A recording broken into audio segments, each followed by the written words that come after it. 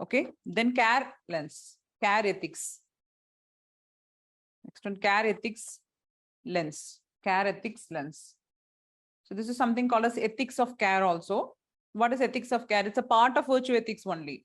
That means we have to care for one another, especially the values like compassion, empathy, tolerance, all these has to be highlighted. So here, is there any such value highlighted here? If these people are having empathy, then they would have not treated that particular community in this way. So you can say that there is no care ethics evident in the above case. There is no care ethics evident in the above case.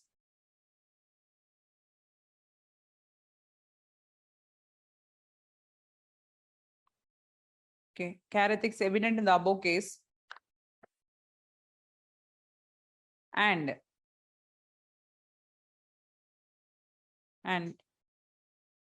no values like empathy, tolerance, compassion,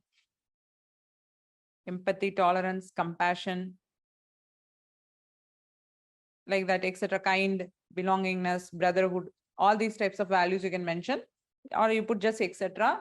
and write are not noticed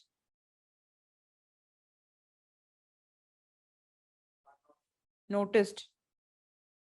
the societal values.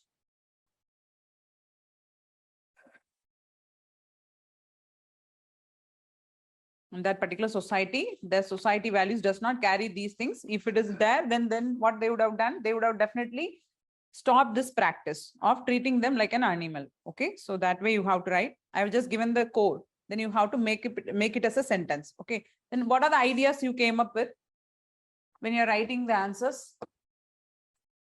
Just take a rough idea, then you frame this answers and send it to me. Yeah? I'll correct for this case. Yes.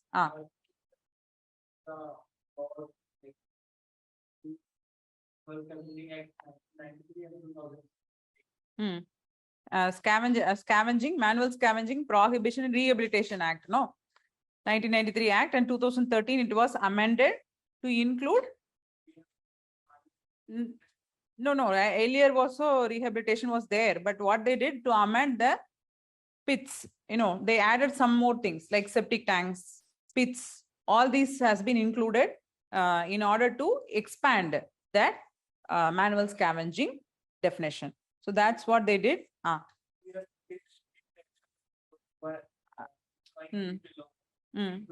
Still in this practice. So instrumental conditioning. So you just write number 1 in this. Blatant denial, no. So what are those things we are noticing? I already told, when this type of case appears, you have to notice each and every word, and you have to address each and every issue which is mentioned in that particular case. So what are those issues you have noticed? First one, blatant denial. They are refusing that this practice is still there.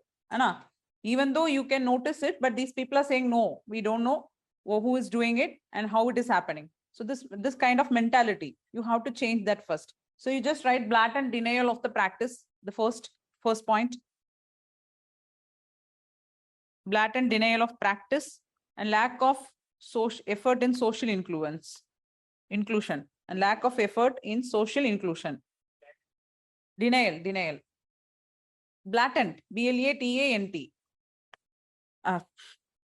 Denial plus lack of BLATANT. Denial plus lack of effort in social inclusion. Okay. Social inclusion. How will you make them accept that it is existing? So for this, you have to bring attitude change. Anna, attitude change has to take place. Behavior change only. Through that only you have to remove this type of denial or refusal from the people's mentality. So you just mention in the bracket behavior change strategy. Behavior change strategy. What are those behavior change strategy you can use? Put a hyphen and write. Like using instrumental conditioning. What is now? You are going to tell me the meaning. I'm just giving the word. Want to share something?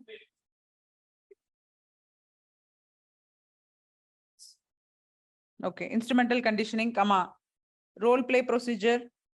So what is meant by role play procedure? Street plays, dramas, and initiating all these things. To that, you are spreading the message. Role play procedure, comma, social influence techniques. So social influence techniques means like reciprocation, you can use. Reciprocation, comma, desirable source technique. Reciprocation. You can find those people who are involving these people in manual scavenging. Take them. It's an illegal act. It's like how you're treating people in an untouchable way. You can make them clean some same thing. You can make them do the same thing. No, reciprocate. Then how they feel when they're doing it.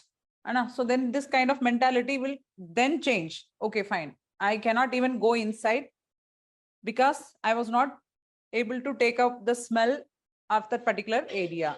But this person is getting inside and cleaning it, how it happens. And that type of mentality has to change. So that's why we are mentioning reciprocation.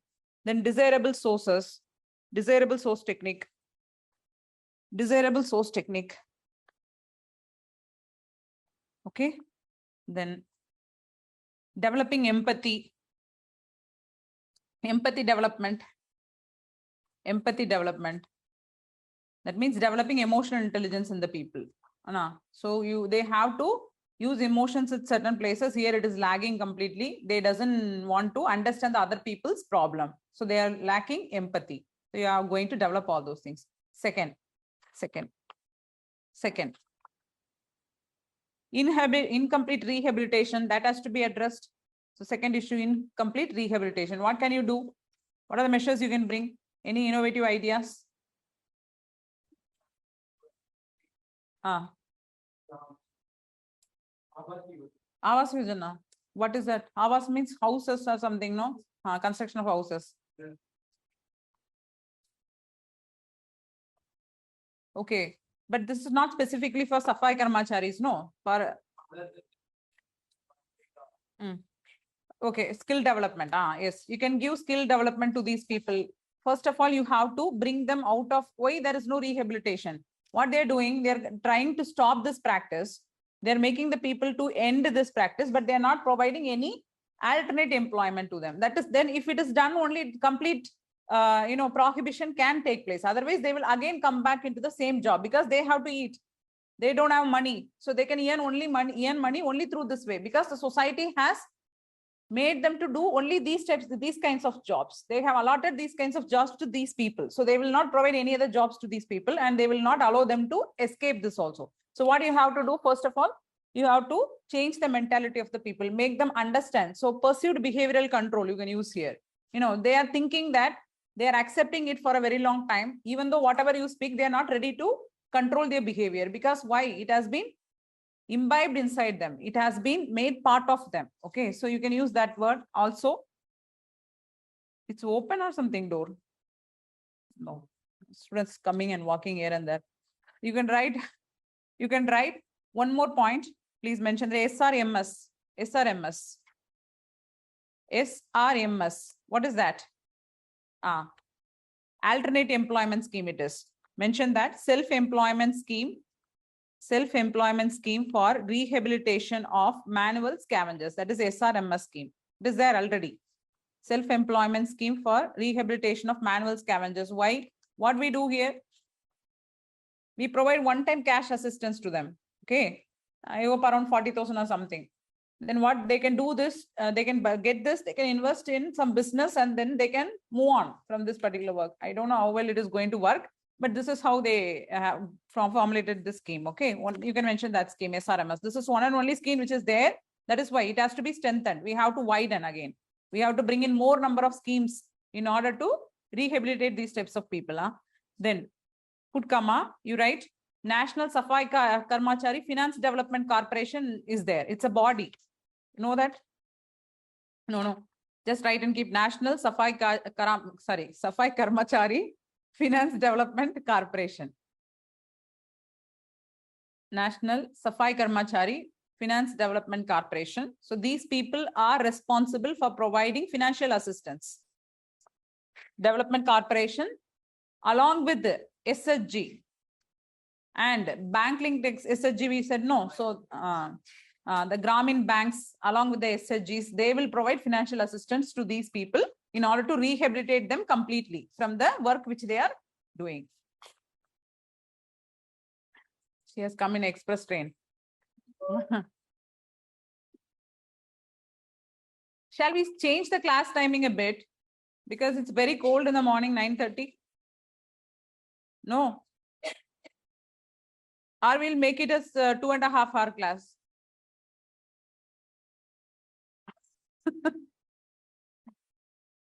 Huh? No, I'm asking like half an hour we can shift later, like 10 o'clock. No? So 9:30 is okay. Yes, ma'am, change it. See, online student. Yes, ma'am, 10 o'clock is okay. Oh. Oh, wake up late. Okay, fine. You come to a conclusion. Anna, let us see. 9:30 is okay. See, many people are voting for 9:30 at 10 o'clock. Even some people even vote for 12:30. Yeah? straightly band kar lo class. Hi, bye. And you just talk among yourself. You come to a conclusion. How many of you want in the early morning? How many of you want in the later session? Just let me know. If we can short it around 2.5 hour class, instead of going for 3 hours, we can also make it as a 2.5 hour class. It will be better for you because I'm asking like that. Anna, again, I think environment will continue because they have asked me to continue with the environment. So you have to see the same face. I'll try to I'll try to wear a mask or change something, but you have to see the same face only. Anna. So, but see, don't worry, like ethics, you will not be writing anything because I'll be giving everything in a PDF format for you. So it will be there completely in the presentation format. That is why it is very peak winter. No, so I am asking. So for 10 days alone, if you think, then you tell me. It's good for all of us. So that's how I have asked. You just discuss among you and then come to a conclusion. Through fist or through mouth. Anyway, you have to give an answer. So discussion. I'm talking about the discussion. Either through fist or through mouth, you have to come to some decision. Then incomplete rehabilitation. SRMS scheme you have done. 10 to 12:30. So that's why I've said you discuss, then let me know. Not one word. Everyone has to participate in it. Yes. So shall we continue? So how we will involve them in organizing camps?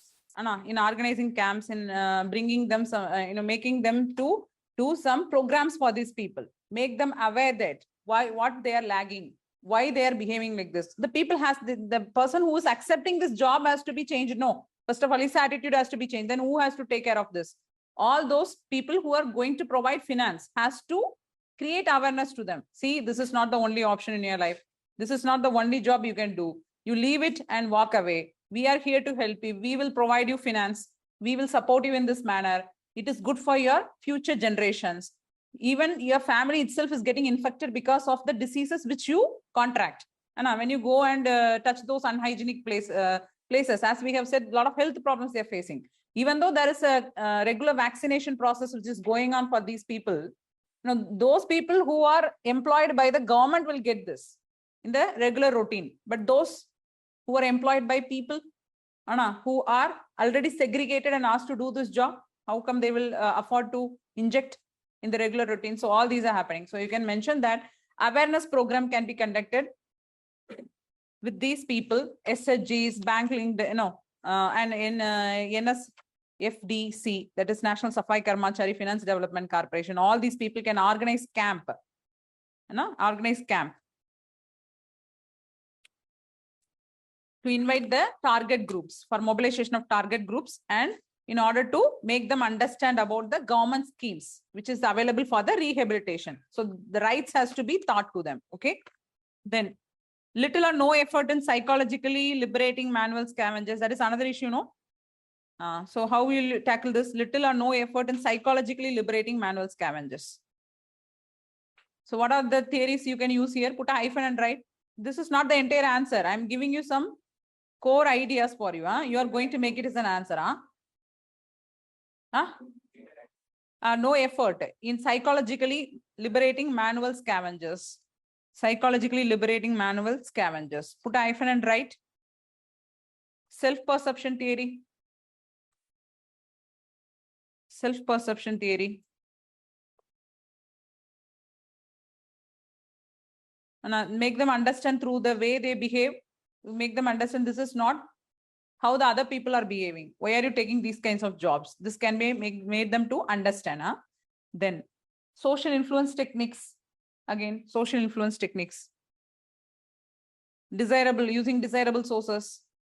Those people who are already there in this type of occupation and who have left that occupation and have changed their livelihood now. So that those people can be made to communicate with these people and initiate an awareness program within them, right? Then inadequate focus on conversion of dry toilet. There is another issue, no? Inadequate focus on conversion of dry toilets. What will you do this? How will you rectify this problem? This was UPSC question also one time.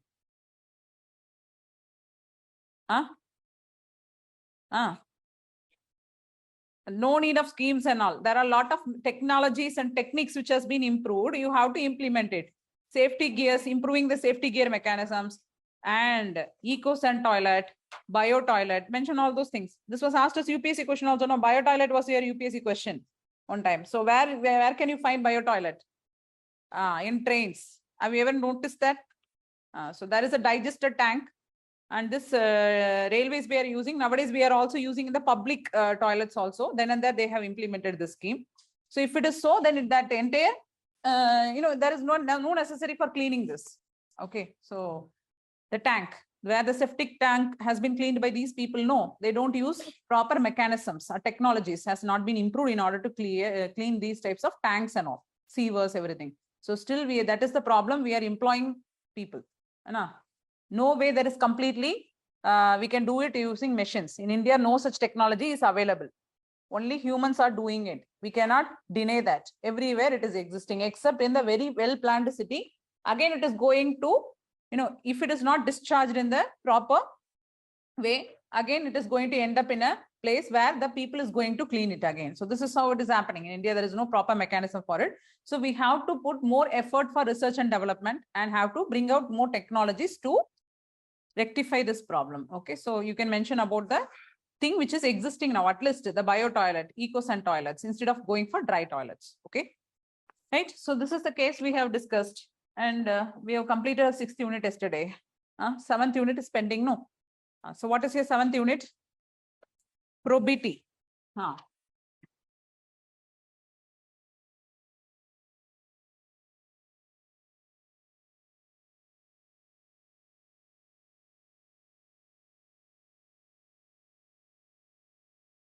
Probity in governance.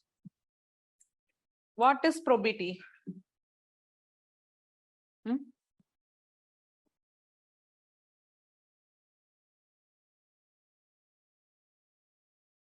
Probity is nothing but the way you are behaving or way you are adhering to ethical principles in your public life. That is called probity.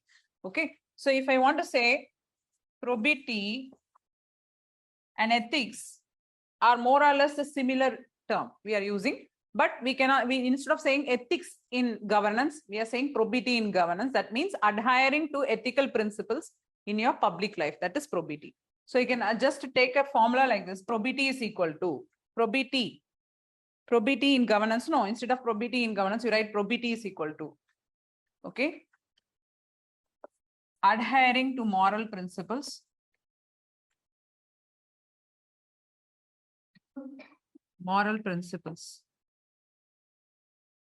like example, adhering to moral principles. I said, what are those moral principles? Integrity, honesty, empathy, compassion, like this, all those moral principles. Yes, good. And framework for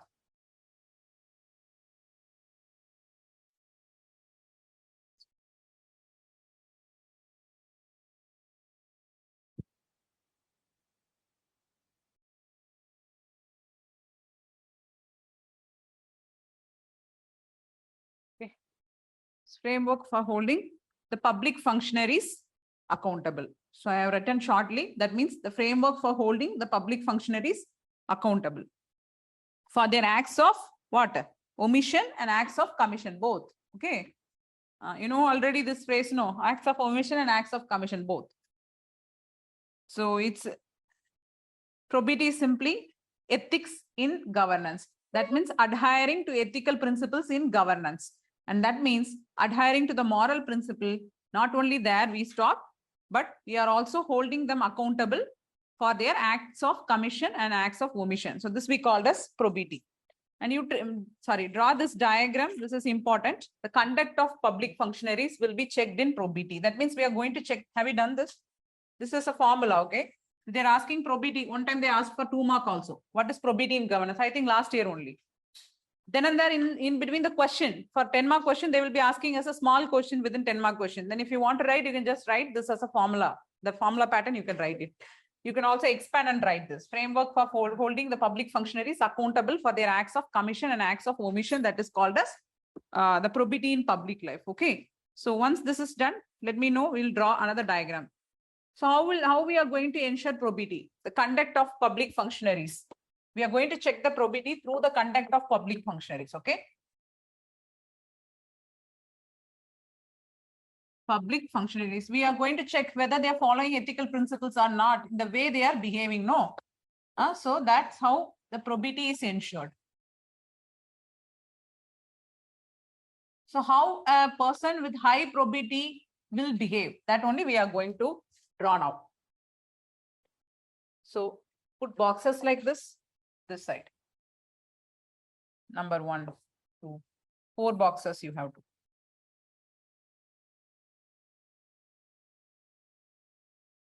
So instead of writing, I'll say you can write.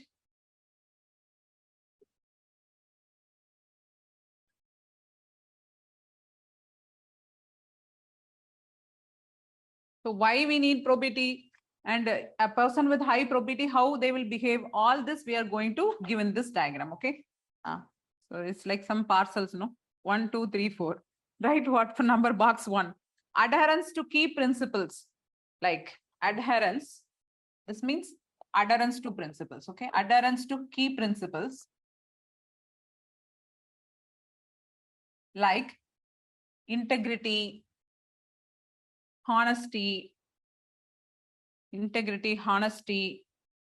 efficiency, transparency, etc. Adherence to key principles like, okay, etc.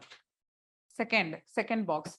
First one is adhering. These people will try to stick to principles as much as possible when they are trying to make a decision in their life. Okay, second box. This is first one.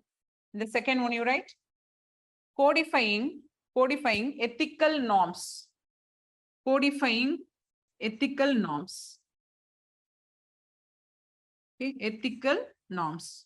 Codifying ethical norms. We do not have code of ethics, but we do have a code of ethics in the form of code of conduct. Within a code of conduct, we have code of ethics also. So you have to stick to code of ethics as much as possible when you are making a decision. So codifying ethical norms and practices. Codifying ethical norms and practices. Okay. Codifying ethical norms and practices. Then disclosure of private interest. Why disclosure of private interest? Okay. So when something is going to happen, or when you are involved in certain job, suppose you are allotted a tender allocation, you are the person who are going to do the tender allocation. Now, one of your friend has applied for the tender. So you have to, you are the person who are going to finalize it. Now, what you can do, you are not going to act in the concept of partiality and all. You will not do that. You will not favor anyone. You are a person of high integrity. But even then, you have to disclose that, you know, see, there is someone who I already know. Maybe the choice, sometimes if I'm going to choose this person, it may end up in the wrong way. So I am disclosing the personal interest which is involved in this case in order to avoid the conflict of interest situation. So disclosure of private interest or personal interest in order to avoid the conflict of interest situation It is always better to do so. The person will do. If he is having any conflict of interest in that particular situation, he will definitely disclose it. And even if they are asking him to carry forward, no way, no problem. You can just, we know very well about you. You can carry forward with this thing. Then yes, I'll do it. And then he can continue, okay, his work. So he has to inform them first in order to avoid the conflict of interest situation. Okay, third one. Fourth one, providing norms, NORMS, providing norms for qualifying and disqualifying a public functionary. Providing norms for qualifying or disqualifying a public functionary. Okay, qualifying or disqualifying a public functionary from the office. Public functionary from the office. Okay, providing norms for qualifying or disqualifying a public functionary from the office. Right? Simply based on your ego, you cannot disqualify someone from the office. He's not respecting you. Get out. You are not eligible to sit here in this office and get salary from me. And this type of mentality you should not have. There will be a lot of permanent and impermanent staffs who will be working in the government office. So you have to have proper norms for that in order to disqualify or qualify a person to the particular job. Based on the merit, you have to qualify someone, and based on the merit only, you have to remove someone. Right? Then resultant.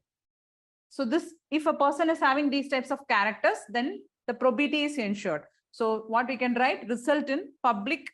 So the person who is having probity in office, in public office, will result in confidence. Okay, result in public confidence, and respect. This will result in public confidence and respect in the position he is holding. Okay, public confidence and respect in the position he is holding.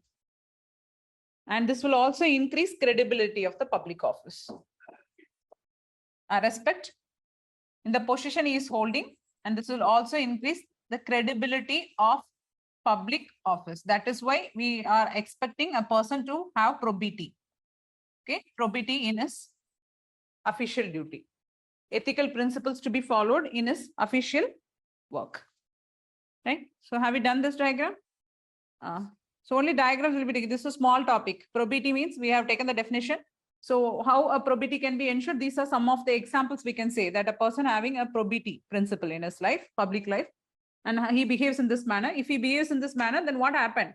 That means the confidence and trust of the people on the public office will increase, and this will increase the credibility of the public office also. Okay. Have you written this? Yes. Then ethics. Done this, no? Shall we move? See the next, another small diagram you draw. Ethics and probity in governance. Just write probity in governance heading. Probity in governance. How we are going to check the probity in governance? There are 3 ways we can do it. So first one, probity in governance. First one, you write this way. 1, 2.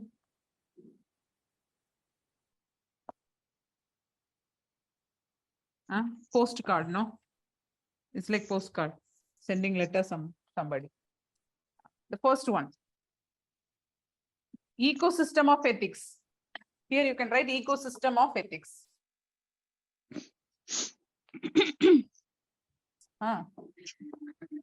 Somebody's mic is on, Ecosystem of ethics. Maybe mistakenly they are switching on the mic or something, unmuting themselves. Are they saying it's very cold? Work culture, right? Like this, the ecosystem, how the environment has to be there to ensure probity. The work culture has to be in such a way that it has to promote administrative ethics. So work culture, first one. Then value systems. The work culture has to have value systems like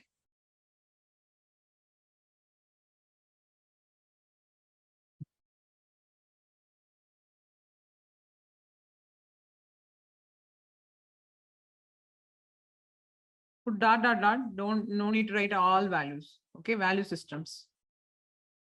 They have to uphold value systems. Third one, conflict of interest.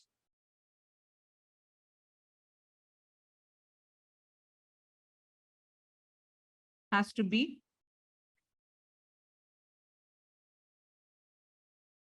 avoided. These types of ecosystem has to be there. So all the officers who are functioning in the public office has to follow these things, has to keep these things in mind. They have to improve the work culture by holding good value systems among them. And they also should not act in conflict of interest. This has to be kept in mind. Second, we'll go for legal framework. What are those legal framework which are available to ensure probity? Yes, you are going to tell. What are those legal framework? Number one, right? Any law, anything, any legal framework which comes to in your mind. Then rest I will fill it for you. Anything? Any idea? One legal framework. Citizen charter. Right, citizen charter. RTA. Any other? Good. E-governance. Good governance. These are legal, not legal framework. These are some of the techniques we are using. The first thing is okay. Citizen charter, you told. Okay. Yes, fine. E-governance measures. You write at least legal framework and measures then. Then you can also mention that. E-governance, ICT, all those are measures which we can take. Yes, good. So this is because I don't want to break away your dream. So you have said something, no, all those RTA, all those you can put under the measures. Okay, code of conduct. Now you write code of conduct for ministers, code of conduct for civil servants, code of conduct for ministers, code of conduct for civil servants, code of conduct for civil servants. Then Prevention of Corruption Act, Prevention of Corruption Act, code of conduct for ministers and code of conduct for civil servants. Okay. Then Prevention of Corruption Act, PCA. Is then a Prevention of Corruption Act. Then RTA Act is there, Right to Information Act, Binami Transactions Act, Binami Transaction Prohibition Act, Binami Transaction Prohibition Act. We have such act here, Binami Transaction Prohibition Act. Written till this, Whistleblower Protection Act, Transaction Prohibition Act, Binami Transactions Prohibition Act, Whistleblower Protection Act, IPC and CRPC. What is this? No, I'm not asking about IPC. IPC and CRPC we have studied in various ways. So what is this PIDPI? 2 months back it came in the newspaper. Have you ever noticed it? Write the full form for that.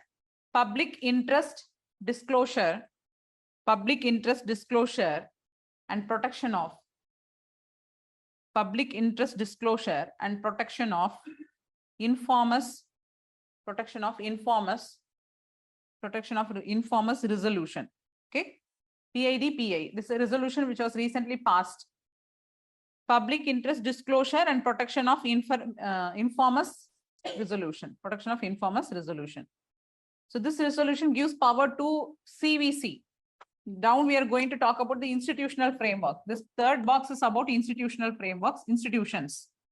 Okay, so what are the institutions we are having to ensure probity in public life? For that, we'll be talking about some institutions like, yes, CBI, CVC, CAG, ED. Like this, we have a lot of institutional lokpal lokayuktas. We have no, have or not? We don't know that whether we are having or not because it is not functioning properly. No. So this PIDPI has ensured, has gave power to CVC to collect information, to collect complaint from the common man regarding the corruption activity of any public functionary or misuse of power by any public functionary who is working with central government or any society, any company, any organization which is associated with the central government. So there the complainant identity will not be revealed. It's something like Whistleblower Protection Act has not done so far. So we are bringing this in the form of resolution. So through this, the complainant can raise the complaint, can file a complaint regarding any public functionary or any public office, but his identity will not be revealed. Okay. So under this PIDPA resolution, that's very recently they brought this. So you write that it designates, put a hyphen and write for PIDPA. In your answers, you have to have this. Put a hyphen and write. It designates CVC as authorized agency. It designates CVC, Central Vigilance Commission, no? CVC as authorized agency, to receive written complaints. Agency to receive written complaints. Receive written complaints from CVC as authorized agency to receive written complaints from general public. So what type of complaint they will receive? On any allegation from general public on any allegation of corruption. On any allegation of corruption. On any allegation of corruption and misuse of office. And misuse of office. And on any allegation of corruption and misuse of office by. And misuse of office by any employee, and misuse of office by any employee of central government or ORR. Okay, office by any employee of central government ORR. Any other corporation, comma company, any other corporation, comma company, comma society, comma company, comma society, etc. owned or controlled by central government. Owned or controlled by central government. Okay. So here what happens, the main thing is that important thing related to this resolution is here the identity of the complainant will be protected. It will not be given to other people. So as you have seen lot of issues like that, no, they become victims. Victimization take place. How? They will be, the moment they reveal the issue which is happening inside the central government, where a network of officials join together to corrupt the government or to embezzle the money from the government. So what happens? This, when they are trying to file a complaint or they are forwarding the complaint to the concerned department, next day you will find the photo with garland. Anna, you will not get any credit or medal. You will have only one medal, that is garland medal. And that is happening for a very long time. It is happening.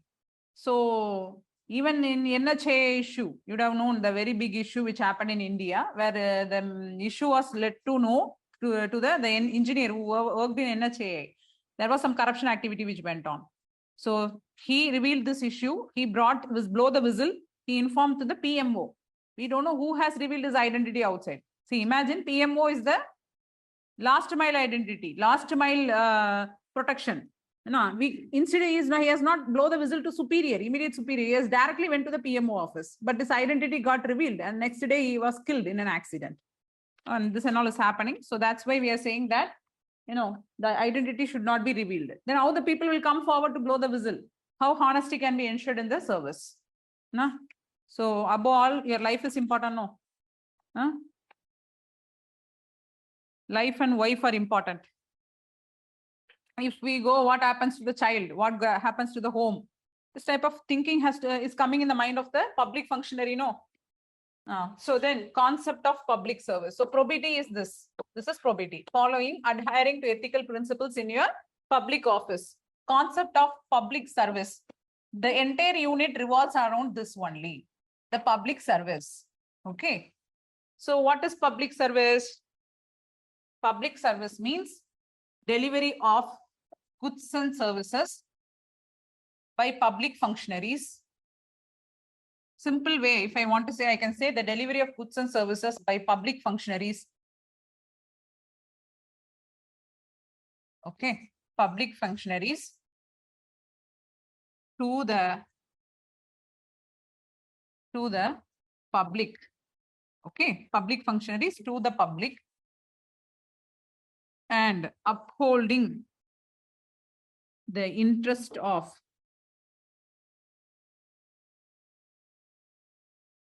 common man.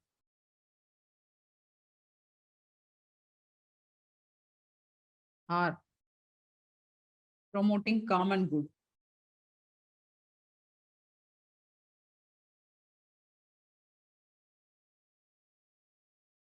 In public service means you are delivering the goods and services to the common man, to the public. Who is going to deliver that? The public functionaries will do it. But now we can expand this, not only the public functionaries. Now we are trying to involve the private players also, in order to deliver the goods and services by giving choices to the people. So at this was the previous, it was the definition like this. Previously, before LPG, one and only the public functionaries will involve in delivering the public services, that is goods and service to the public. But now after the LPG era, the definition can be changed in this pattern, that it is a delivery of goods and services by public functionaries and the private players, where the private players enter into MOU along with the public sector in order to provide the goods and services to the public and uphold the interest of the common man, not act in their own interest. That has to be kept in mind. So this is the concept of public service. That means we are going to deliver the services to the public. What kind of services? Yes. Any kind of services which is going to benefit the livelihood of the person. That is the services. So here you see there are two types of services we can take into account. One is the insurance, okay, R. Okay, I can also say this is assurance. One is insurance and another is assurance. That is, see, write it separately. You can say this is social assistance. The public service can be divided into two. One is social assistance, another one is social insurance. Two types of schemes are there. One is social assistance schemes and another one is social insurance schemes. Why we divide this into two? Any example for this? Social assistance and social insurance. That means, what is the meaning? In social assistance means, here the state is going to support completely. Not completely means not giving 20,000 rupees for you per month. You're jobless, take 20,000. Enjoy your life. Not like that. But minimum support is provided by the state without you providing anything to the government. Without you not assuring anything from your side, the government is providing something to you in the name of PDS. Okay. Then any other schemes? Direct benefit transfer schemes we do have, no? In various sectors we do have for the jobless youth, and even we receive some pension schemes, pensions. All those comes under the social assistance schemes. What is that? Pisha Bima Yojana. Kishan Bima Yojana. Kishan Bima Yojana is there. What is that new scheme? Sinchayi Yojana is there, I know. What is Bima Yojana?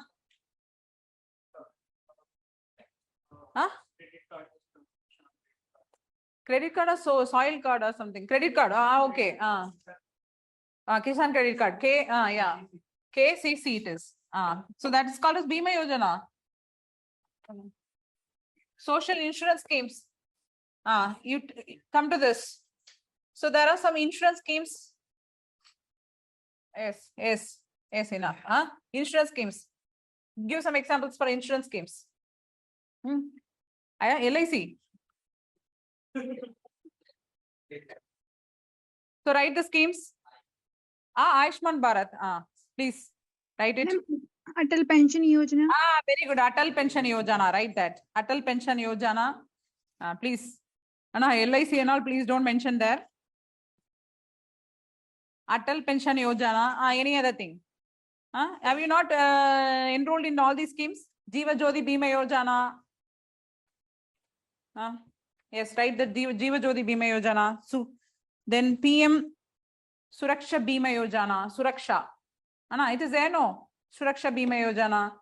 It comes in your mobile itself. The messages will come to you. Please ensure. So you have to deposit some money. Then over the period, they will give back you as 1 lakh or 2 lakh or 3 lakh. Some minimal amount will come back to you. Jiva Bima Yojana, what I told, Suraksha Bima Yojana, PM Suraksha Bima Yojana. Then Suraksha Bima Yojana, okay, like this. These are related to Atal Pension Yojana. These are related to some pension schemes where you are depositing some money to the government and government will give back after the maturity. After 3 years or 5 years, it will get returned back to you as 2 lakhs or 3 lakhs. Minimal amount will be insured to you. So these are something called a social insurance type of schemes provided by the government to the people. Okay. So what are those faults we are seeing in delivery of public services? Okay, we are talking about public services, where through various schemes, the government is coming and approaching the people. You take education. Education, we have a lot of schemes like that. We have scholarship schemes.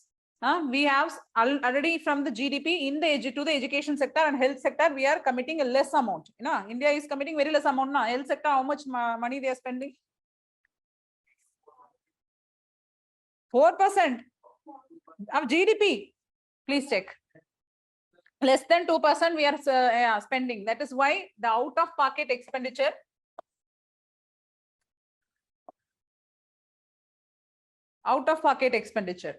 OOPE, sorry, OOPE. They call this as OOPE. That means out-of-pocket expenditure is high in India.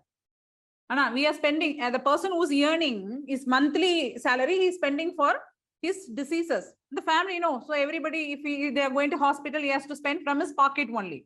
The government is not supporting that to that level. That is 1.8% has been spent by the government for the health sector. We do have schemes. We do have schemes related to education also. Okay, but still we are not up to that level. So the services can take place in the form of education sector, in the form of health sector, in the form of transport.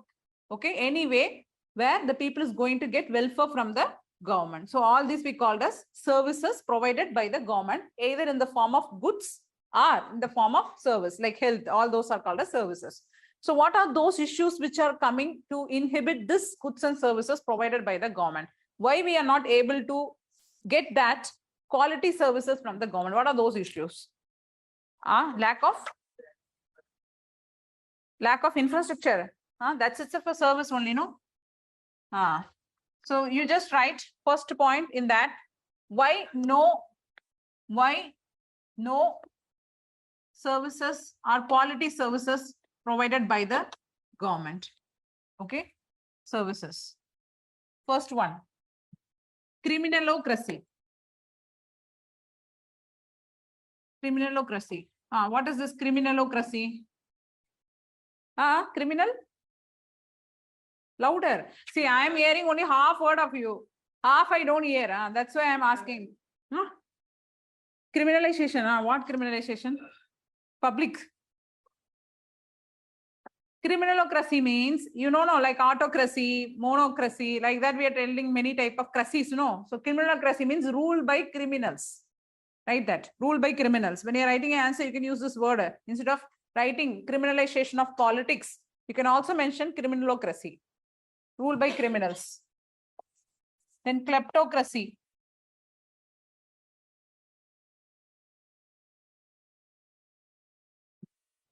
Politicians who are power mongers. They try to corrupt the position which they hold, by embezzling the government treasury, by taking bribes, by involving in corruption. So all these, we give a word called kleptocracy. Greed-filled politicians who are trying to be a power monger in their offices. Kleptocracies. Third,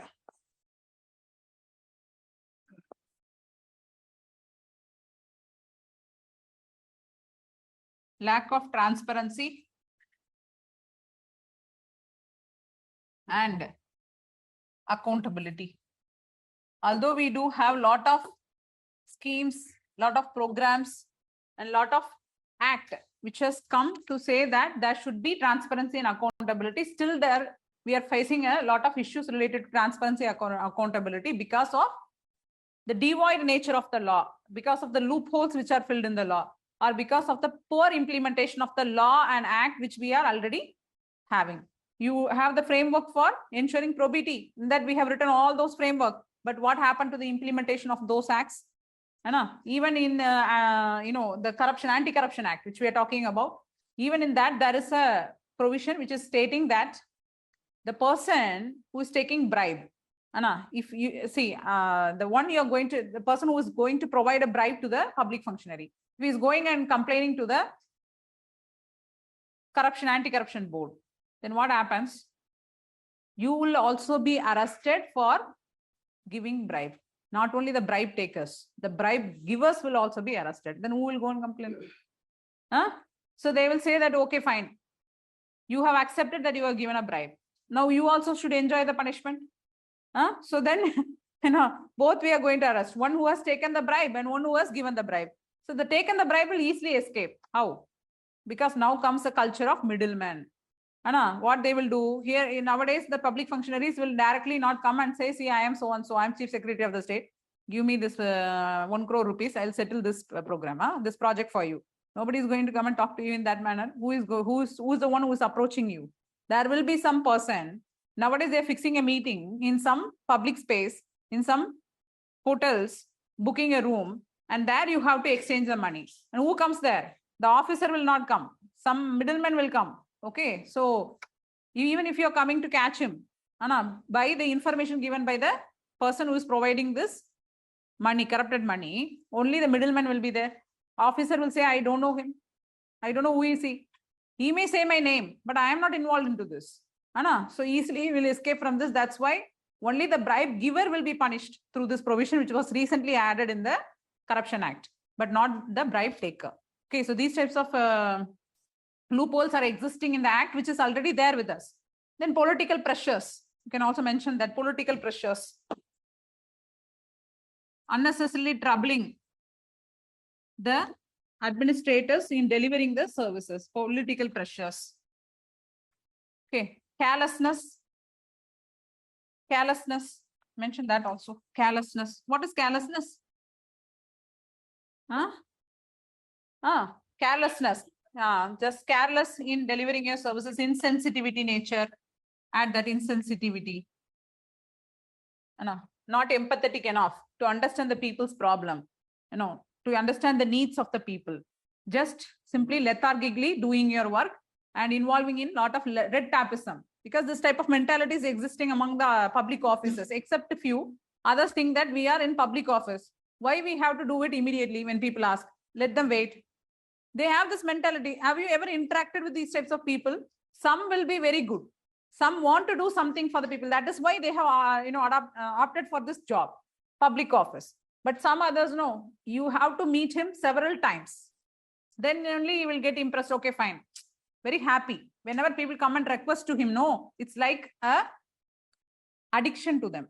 Now you have to go and beg. You have to go and request. Several times you have to visit them. So these types of mentality they do have, and then only they will try to start working. So these types, that's why we are saying the insensitive nature of these officers is also inhibiting the proper delivery of services to the people. Now, this is the public service. The entire unit we are going to discuss about how these public services are going to be provided to the common man in the right way, and what are those which are inhibiting for the provision of these goods and services. First one, information sharing. Okay, so how information sharing is going to bring in the proper delivery of the goods and services to the common man, that is public services, we can say. So information sharing, and that means transparency in government. That is the first topic you have. What's the first topic in that concept of public service? Information, I hope so, this only. Information sharing and transparency, I think, information sharing and transparency. This is the topic in government. Information sharing and transparency in government. So what is transparency? Information sharing and transparency is the topic. So what is meant by transparency? Transparency means openness. Then what is openness? Already we have discussed this, no? Openness means you are openly conducting the business without anyone enforcing you to do it. But transparency means with some legal framework, we are controlling the flow of information. That is transparency. So transparency ensures, or you just write these words, it has to be present in your papers. Transparency enables and mutually reinforces. It has to be in this way, okay? Enables. If they're asking about transparency, if any question comes with related to transparency, these words has to be there. It enables plus mutually reinforces. Anyone? Let me see who is identifying that word. One word. This E-governance. E-governance. Someone. I identify this voice already. You're an offline student or an online student? Offline student. Went online. Sanda ho gaye. Huh? Home. Went home. Home sweet home. Huh? Kolkata. Okay. Then he is going to bring the Kolkata sweet for us. Huh? He would run away, switch off the laptop. Arey yaar, what is this? Huh? I should not have answered. Subhang, his name is Subhang, no? Shubhankar. Shubhankar, Mr. Shubhankar, are you there? Huh? Ran away. So if I come, then ma'am will ask sweet. What is famous in Kolkata? Kolkata Peda. You are also from Kolkata. So when are you going home? So just before the exam. So in meantime, I will leave, no? But I'll come for the next batch. You will be there. Fine, good. Then, yeah, where were we? So transparency, what is this word? Please tell me. Just think. The word comes to your mind. Then I'll write accountability. Yeah. Somebody tried, Don't be fearful to express something which comes in your mind. So it may be always right sometimes. Whatever you think and you don't want to suppress it, don't do it. That's why I'm trying to make, rectify that problem for you. So transparency will enable and mutually reinforce accountability mechanism. How? We already told when we are discussing about accountability. Do you remember?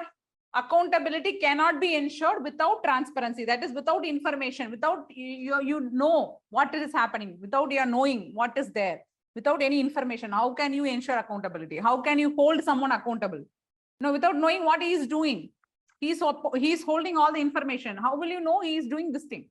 He's providing all the information only. You come to know that this person is conducting this business in this manner only. So with information only, you can question somebody. So that's how we said transparency enables and mutually reinforces accountability. That's the first statement you have to remember. Even when you're writing accountability, you have to mention that accountability cannot be ensured without information, without transparency. Very good. So then second, it is recognized as the core principle of good governance. Transparency is recognized as the core principle of good governance or cornerstone of good governance. You can write in any way. So it's the cornerstone of good governance or core principle of good governance. And another important term, it resolves information asymmetry. It resolves information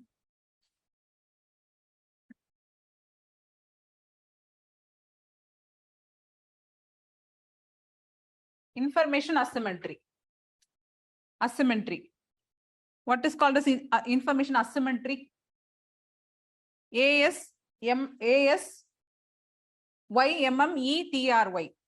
In symmetry.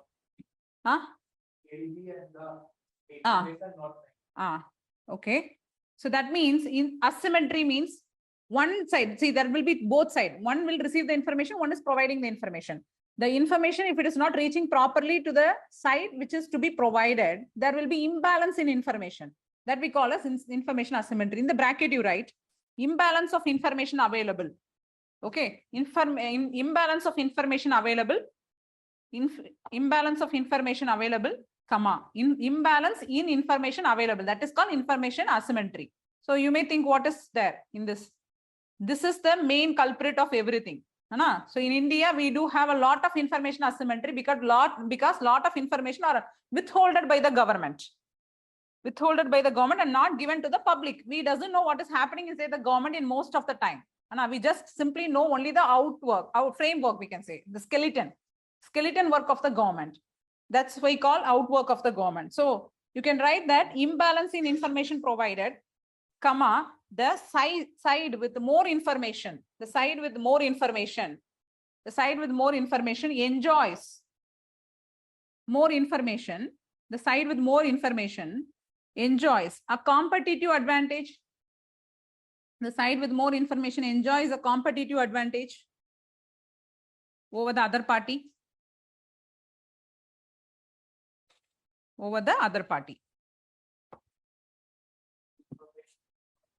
Enjoys a competitive advantage over the other party. So the one who is holding the information will enjoy advantage over the one who is not having the information. That is which is happening. Government is enjoying everything, but people, we doesn't know what is happening in the government. We are not able to question them. We don't have much options to question these people, even though we don't have proper information. So we don't know how to question them, and lack of awareness. So all these are trying to stop the accountability mechanisms, which is the another core principle of good governance. So you write the third one. What is accountability? Same way, you just put a hyphen, then you write what? Put a question mark here. So what is meant by accountability? Sorry, transparency, not accountability, transparency. In that hyphen, put what and then write. That means what? Information, dissemination. You write dissemination of information. Dissemination of information.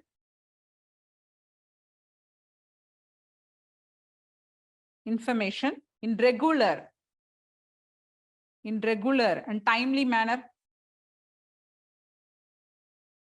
Dissemination of information in a regular and timely manner. Timely, you have to deliver the information to the people. Put a full stop and continue. Also, the information must be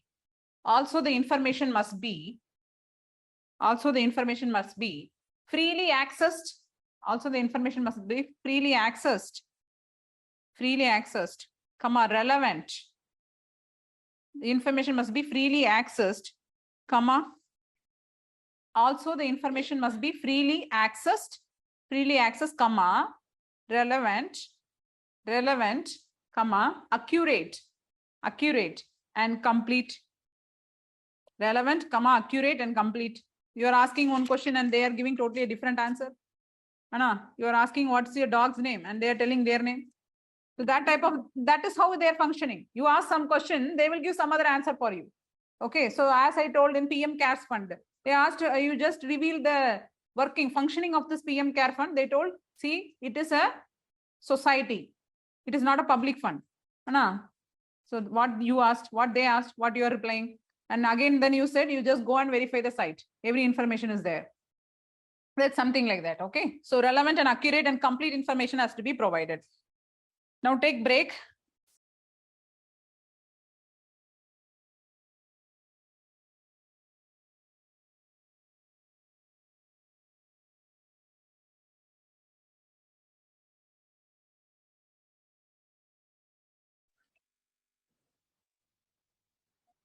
Ma'am, you are not audible. And plus legal framework.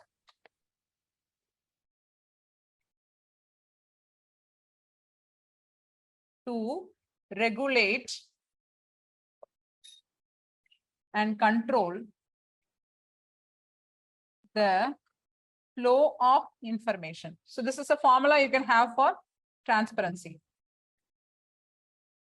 So the legal framework to regulate and control the flow of information, we have in India, we have a very strong law, that is RTA.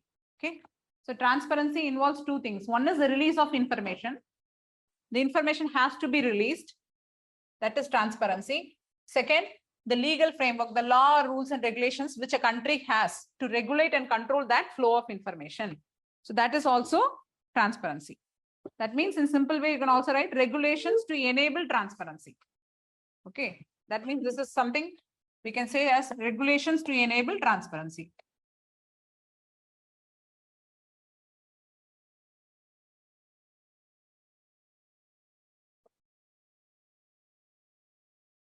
Enable transparency, okay?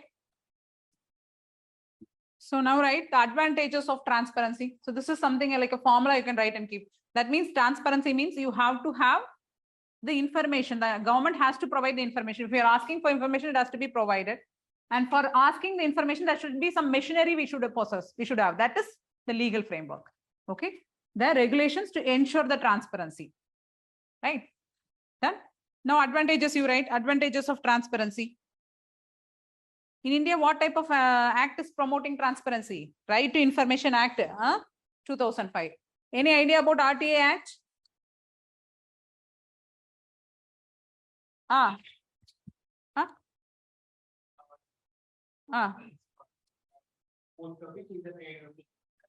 Okay. Have you filed? No? You are not curious about anything?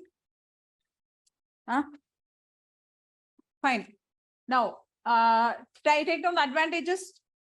Right in the way I am telling you, advantages. Number one. So why we want transparency, okay? So what are the benefit of having transparency? That only we are going to write. Number one, lower rate of corruption. Lower rate of corruption. So there is less corruption. When it is everything is revealed, government cannot hold the information. Now they're holding the information and hiding everything. We are not able to access the information, and it's very good. Administrators also the same thing they're doing. Administrators are face of the government. They are doing the same. So lower rate of corruption by facilitating legal,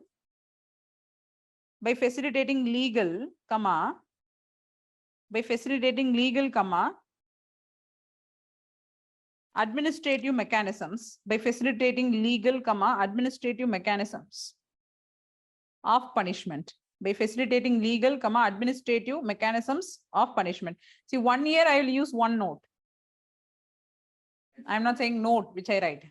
1 year I will use only one kind of notes to the students. Your previous batch students will not have the same notes as you have. Now, except a few topics which is necessary, that will be given, basic things. Other thing I will modify frequently. The notes which is provided for one batch will not be given for the other batch. At least 2 years once I will be changing the notes. So this is a new one for you. For your batch, I have taken these notes from research papers. Where you stopped? Administrative mechanisms of punishment. That is why I'm making you write. Okay, I'll not forward these as notes. Mechanisms of punishment. Full stop. Second advantage. Building new democratic space. Building new democratic spaces. Building new democratic spaces.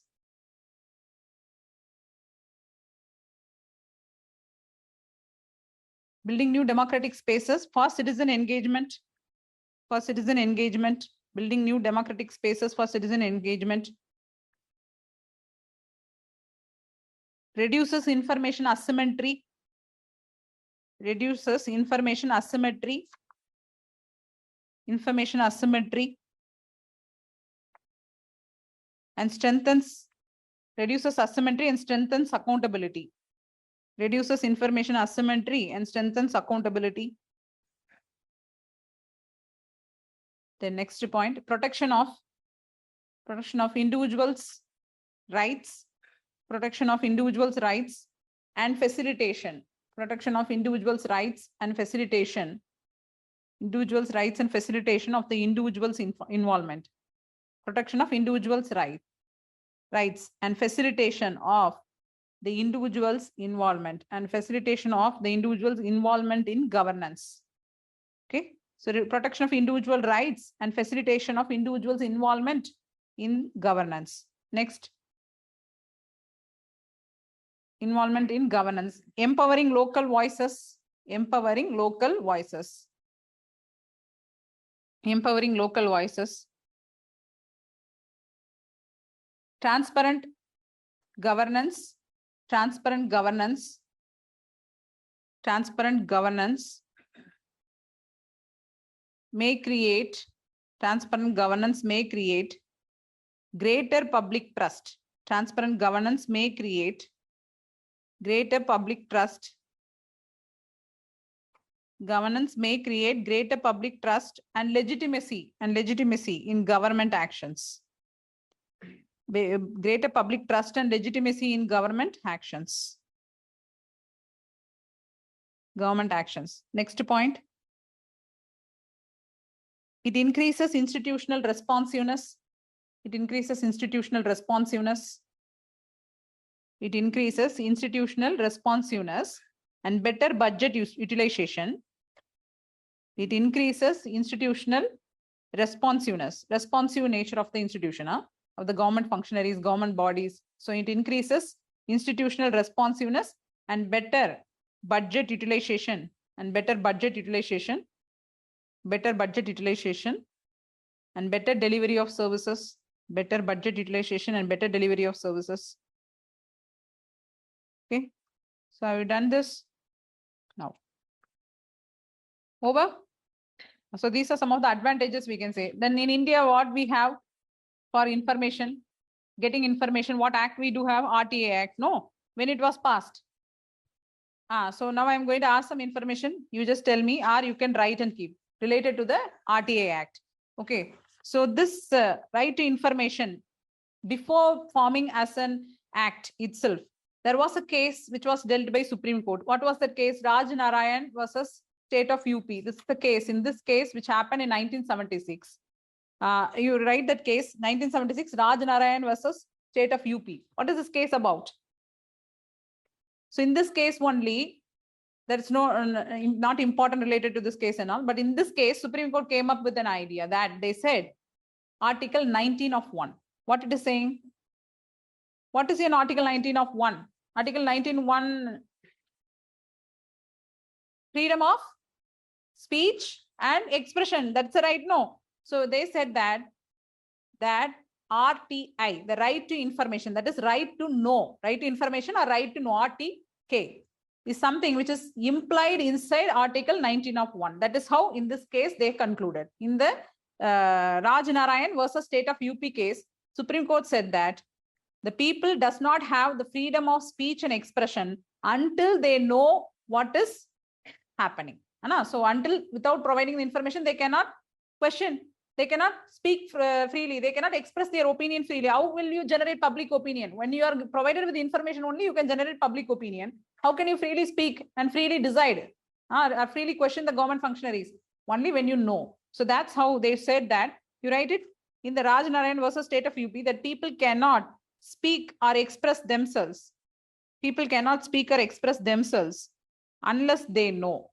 People cannot speak or express themselves unless they know. Unless they know. Therefore, right to information, RTI you mentioned. Therefore, right to information is embedded. People cannot speak or express themselves unless they know. Okay. Full stop and continue. Therefore, right to information, RTA, you mentioned RTA, is embedded in Article 19. It is already there. We need not go and search anywhere. This is how Supreme Court came out with the judgment.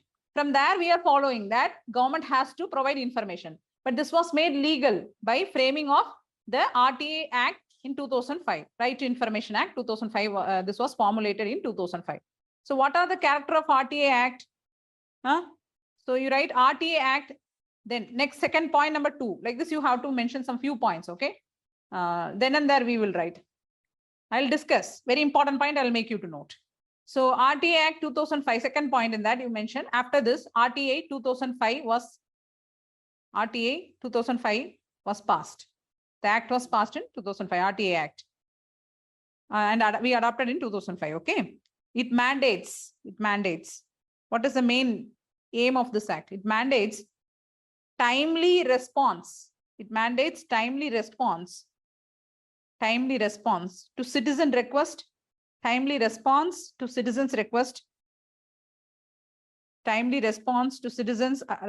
for government information. Citizen request for government information. Okay, and RTA basic objective. RTA is basic. RTA means here Right to Information Act. Okay, we are mentioning about the RTA Act. The RTA Act's basic objective is to empower the citizen. The basic objective is to empower the citizen, comma. Basic objective is to empower the citizen, comma. Promote transparency and accountability. Empower the citizen, comma. Promote transparency and accountability. Promote transparency and accountability in working of government, promote transparency and accountability in the working of the government, comma, contain corruption, contain corruption and make our democracy work for the people, and make our democracy work for the people in real sense. Work for the people in real sense. Now, and make our democracy work for the people in real sense. Okay, underline the word, it empowers the citizens, promote transparency and accountability. Okay, so this was a question which was made 3 years before. This question was made in the same pattern. RTA is not only there to promote transparency, but also to ensure accountability and to empower the citizens. It's a tool to empower. This is how they asked in UPSC. So simply the same sentence from this, the question was picked. Okay, so it means RTA is not there only for transparency. People always look in that angle only. Transparency means it enables and enforces accountability. So both mutually reinforces. That is the sentence. You have to remember that. And through this, what you can do? Citizens are empowered. No, they are knowledgeable now about the government functioning. So RTA, now some information I'm going to ask to you related to RTA. What are all the information provided in the RTA, or there is something which is hidden out? 17 agencies. Check it. Previously there were 18. Now I think there are 24 or 22 agencies included under Schedule 7. Schedule 2. So there are some sections under RTA. Okay. Section 8. Section 8, which is prohibiting in providing certain crucial information around 11 areas. 11 areas and 18 to 24 or 22 agencies has been protected under this. Okay, what are those things? What are the ways we are not able to give away the information? You mentioned few of that. One. If it is going to affect, if the information is going to affect the sovereignty and integrity of the country, when the information is not provided under RTA. Okay, so why? In which condition the information will not be provided under RTA? If the information is going to affect the sovereignty and integrity of India, information is going to affect the sovereignty and integrity of India, comma, sovereignty and integrity of India, comma,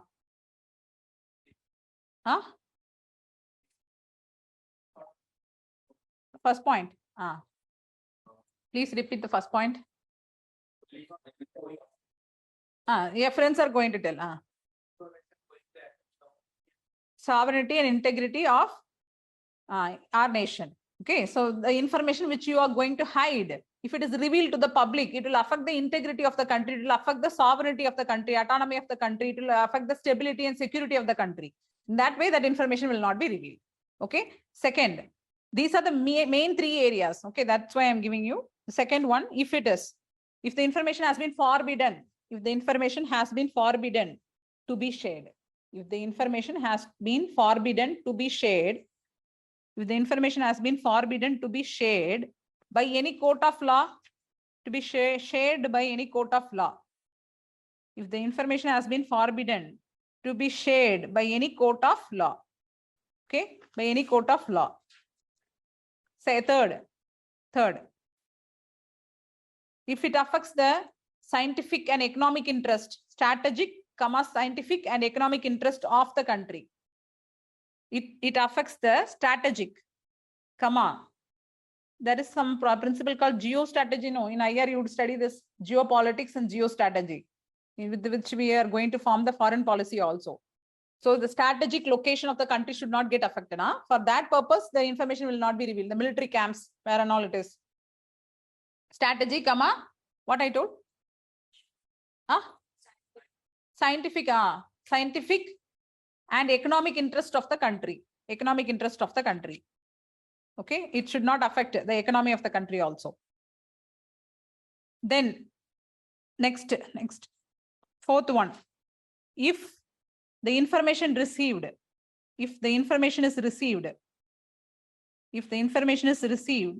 under confidence by, if the information is received under confidence by a foreign government, if the information is received under confidence by, if the information is received under confidence by a foreign government and received in confidence by a foreign government and cabinet papers. So these are the 4 important areas under which the information will not be revealed to the general public, and where it is kept under section 8. The section 8, we are withholding around 11 areas like this. They will be saying what are the areas that the information cannot be revealed to the general public. If you are asking, they will not tell you. They will say this is banned or this is forbidden under section 8 of RTA. This way you will receive the answer from the government. Okay. And there are some around 18 agencies which was already in the previously it was mentioned in RTA like that. You now check for that around 22 agencies, I think now. Just log into the RTA Act. In governance, you have RTA. There you have to study all these things. The internal mechanism will be studying in governance. Okay, we are going to see what are the flaws related to RTA here. So you note it in your paper that you check how many agencies are now forbidden to seek information. You cannot seek information related to those agencies to the government. Okay, especially related to research and development organizations and defense organization, paramilitary forces. You cannot seek the information. Intelligence agencies only.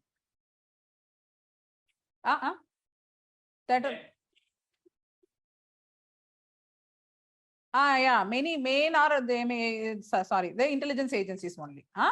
Most of them are intelligence agencies. They are also included inside. So all these bodies which are there which will affect the security of the country. If you are trying to take information, these bodies information cannot be provided to the common citizens. Okay, anyone can seek the information. Then you just write how the information will be provided under RTA. Rights. What rights are available under RTA? We are saying no. You have every authority to get the information from the government. What are the rights you have? Hereafter, you should know. No. If we are asking for some document and you say, I cannot give the document. It is not like that. So you have to know what are the rights you are possessing under RTA. So rights available under RTA. What are the rights? First one. What are the rights? Ask any question. Ask any question from the government. Ask any question from the government or seek any information. Ask any question from the government or seek any information. Ask any question from the government or seek any information. Okay. Second, take copies of. First, you can ask any question. You cannot simply think, oh, whether I can ask this or whether I can ask that. That's nothing like that. They are not going to punish you. Anything you can ask, they will say whether they are going to say or whether not they are not going to say. They have to give the reason why they are not able to give the data, why they are giving the data. Right. Second, take copies of any government. Take copies of any government document. Take copies of any government document. Take copies of any government document. So all of you sitting here have completed your college. Most of you. Are any people who are not completed the college? So your classes are not going. They're going now. So they are more interested in UPSC. That type of mentality is there for many students. These type of students, they clear silently, they sit in the classes, they clear, immediately run away. I've seen a lot of students like that. They will be studying, pursuing the college. Once the age comes, they will clear, fly away from that places. Then only we come to know that it's their first attempt itself. So, and those who have completed, they will put full effort in it. So that is very important. Instead of skipping classes and coming here, it is very hard, it's very hectic to do that. And almost when you're doing your college, you are side by side pursuing your UPSC, it's very hard. Fine, you have completed. So put your full effort. One time, clear the exam, even if it is the third attempt or fourth attempt. Now this is, you imagine you are in the first attempt. Then erase all those previous things from your mind. Give one fresh go and clear this exam. That's why those who are in colleges, I have seen a lot of absenteeism. You know, when I asked the management, they used to say these people are studying college. They come for 3 classes in one subject. Then next year they will come for another 5-6 classes. They continue the half the portion there, half the portion here. These types of thing they used to do, because they are in college. So nothing to blame, no. So they have their own classes also. That's why I inquired. All these people have completed, and in that also I find 2 college students. Anna? So underage students, not 21, no. So when will you be eligible to give your exams?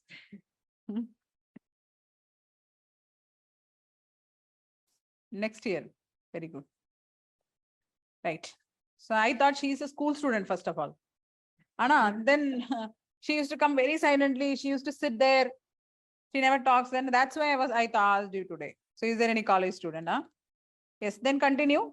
Where we left? Copies of any government documents. No. They inspect any government documents. Third, you can inspect any government documents. Okay. Take copies of any government document. You can inspect any government document. You should know, aware about that. Take copies of any government document, inspect any government document, inspect any government work, inspect any government work. So like social audit, RTA also ensures that you can inspect any government work. Then fifth, take samples of materials. Take samples of materials of any government work. Take samples of materials of any government work. Okay. So like this, you have all these rights under RTA. One, asking any question to any authority. Now take samples of materials from any government works. So you can inspect the work. You can take copies of the work. You can also inspect the government office, data, files, take copies. You can take samples, sample materials. All this can be done under RTA. Okay. So remember that. So how many days you will receive the information if you are filing? So who is authorized to provide you with the information? There is some officers called PAO, APAO. Anna, there are 2 PAOs and APAOs. Who are PAOs? Very good. Public Information Officer. We call them as Public Information Officer. Again, who is this PAO? A bureaucrat will be a PAO. Anna, then you are sending and asking a question. What happens? Sometimes they reveal this information if it is unnecessary. But if it's very much necessary and they want to hold it only, if you're asking for information. So PAO and APAOs are responsible for providing you the information. Within how many days you have to get the information? Within 30 days, if you are registering, if you're raising a question with the PAO, and within 35 days, if you are raising a question with APAO. Anna, so if that is with PAO, he has to answer you within 30 days. And if it is with the APAO, that is within 35 days. And if that issue is related to, you're seeking some information, that information is related to life and death situation of any person. 48 hours. 48 hours. Within 48 hours, they have to provide you with the information. Okay, so these are the 3 periods which you have to keep in mind. 30, 35, 48. Slept? Right. So 48 hours. Mention that 48 hours. Yes. So this and all is not necessary for you. Okay. So we will start with a case. You write a case.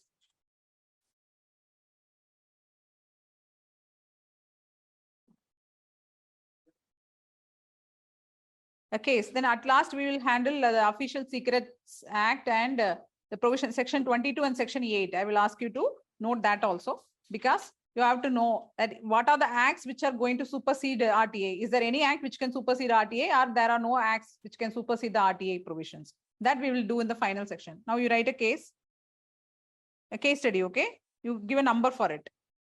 Now you write the case, almost number 1 in that case. So sometimes case study in this pattern also appears. Almost we have covered all the pattern. This is one pattern. Okay. Very recently, these pattern are used in UPSC questions. almost 40% of the RTA rejections, almost 40% of the RTA rejections,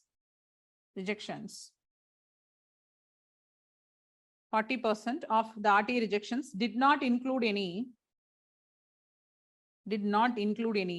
valid reason,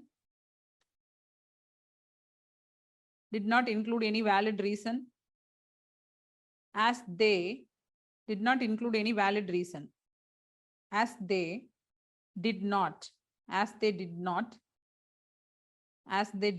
invoke. Listen carefully and write. After this, I'll ask you a question. Okay.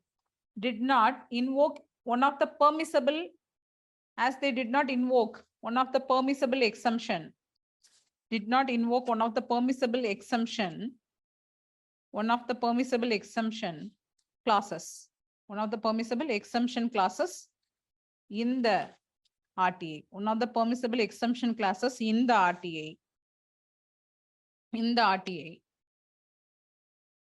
RTA Act. Full stop.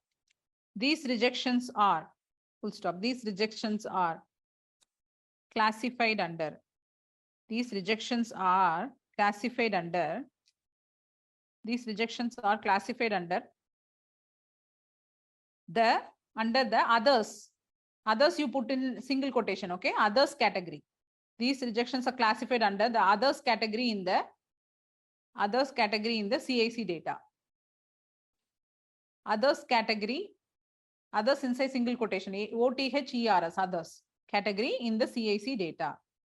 CIC, Chief Information Commissioner is there, no? CIC data, he holds the data. Okay, in that, when you go and check, these people will not provide the information and they will not exempt under any clauses which is mentioned in section 8. 8, you have 11 clauses, but they will say others. So this will not come under these 11, but there are some others, so that we are holding the information. Then next, second point, even in many cases, the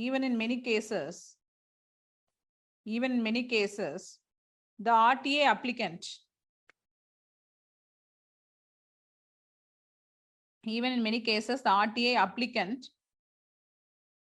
do not receive the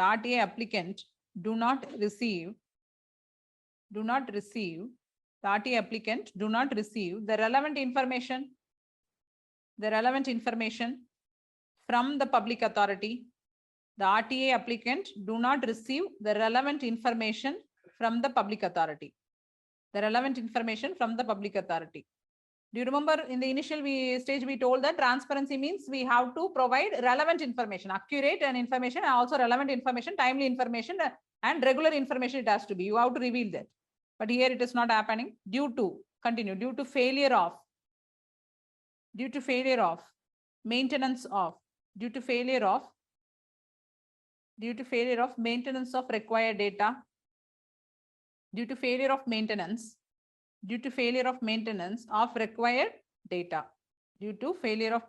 of required data. Third, also in certain cases, the RTA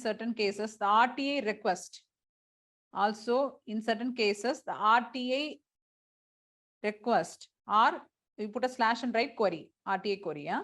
But in certain cases, the RTA request or RTA query is transferred from,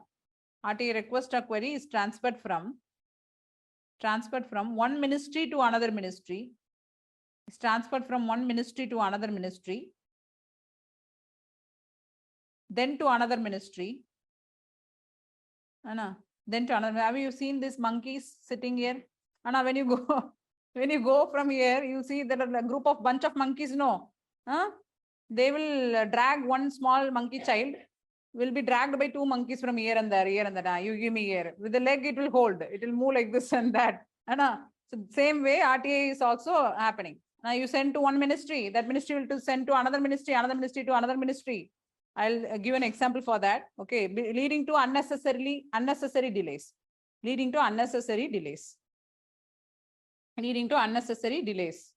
Full stop. That's it. Now you write a small paragraph. Based on the above points, based on the above points, based on the above points, it is clearly visible that, based on the above points, it is clearly visible that, there are lot of flaws, FLAWS, there are a lot of flaws. There are a lot of flaws in the implementation of RTA Act, full stop. So now we are going to see that flaws only, okay? So what are the question? Now the question comes. What are the challenges we face? What are the challenges we face? What are the challenges we face in the implementation of RTA Act? What are the challenges we face in the implementation of RTA Act? Challenges we face in the implementation of the RTA Act, and how we can overcome these challenges. What are the challenges we face in the implementation of RTA Act?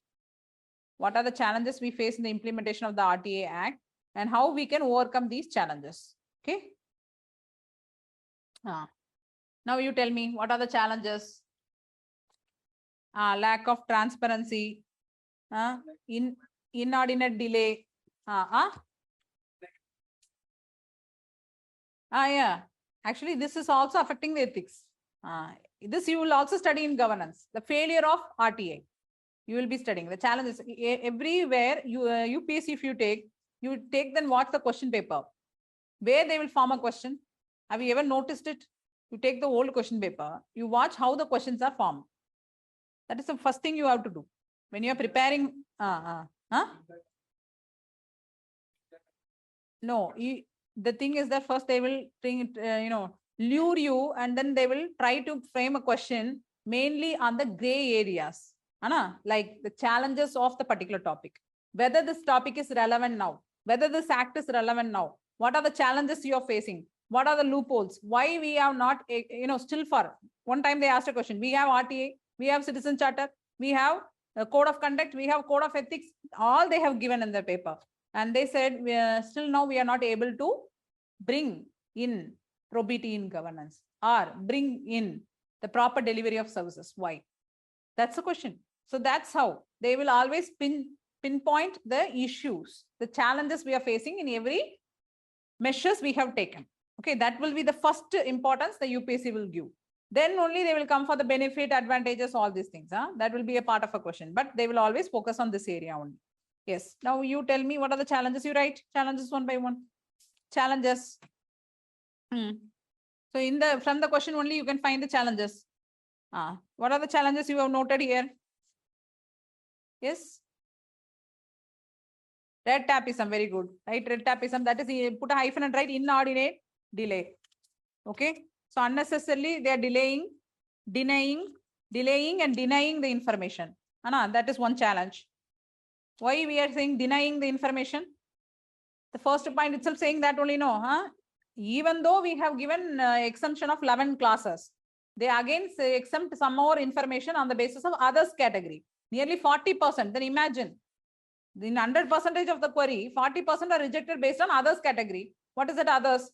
You are not able to disclose that others, but you don't want to part with the information. So attitude is the problem.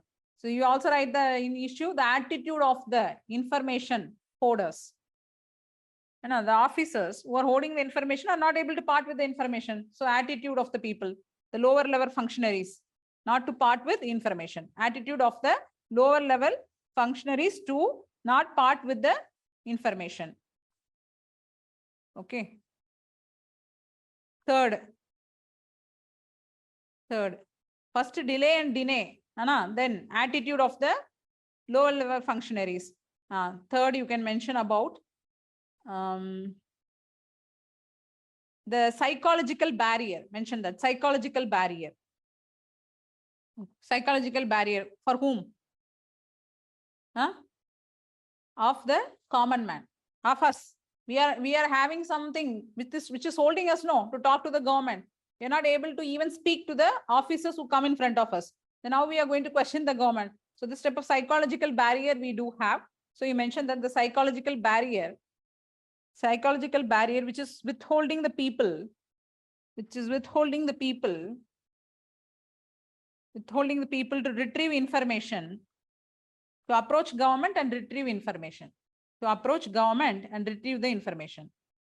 This is another challenge we can say. So what is the second point we written there in the question?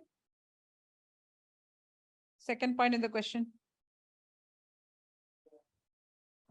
So that is write that in the challenge. No relevant information is given. Why no relevant information is given? There is no maintenance of data, no upkeep of data. You mentioned that. No classification and upkeep of data. Okay. Put a hyphen and write. After writing no classification and upkeep of data, put a hyphen and write. The data are not classified and indexed properly. The data are not classified and indexed properly in the government departments. Now it will be there only, but you cannot find it. The data are not classified and indexed. Okay. Proper. Now only we are trying to computerize everything. So previously it were in files. It's very hard to find. Have you written that? The data are not classified and indexed properly. So you cannot retrieve the information from these people. Okay. What is the third point then?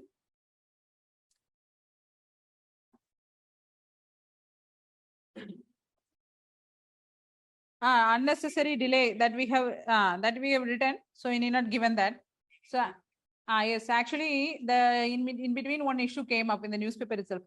Prime Minister Kalyan Garib Yojana, I think there is a scheme like that, no?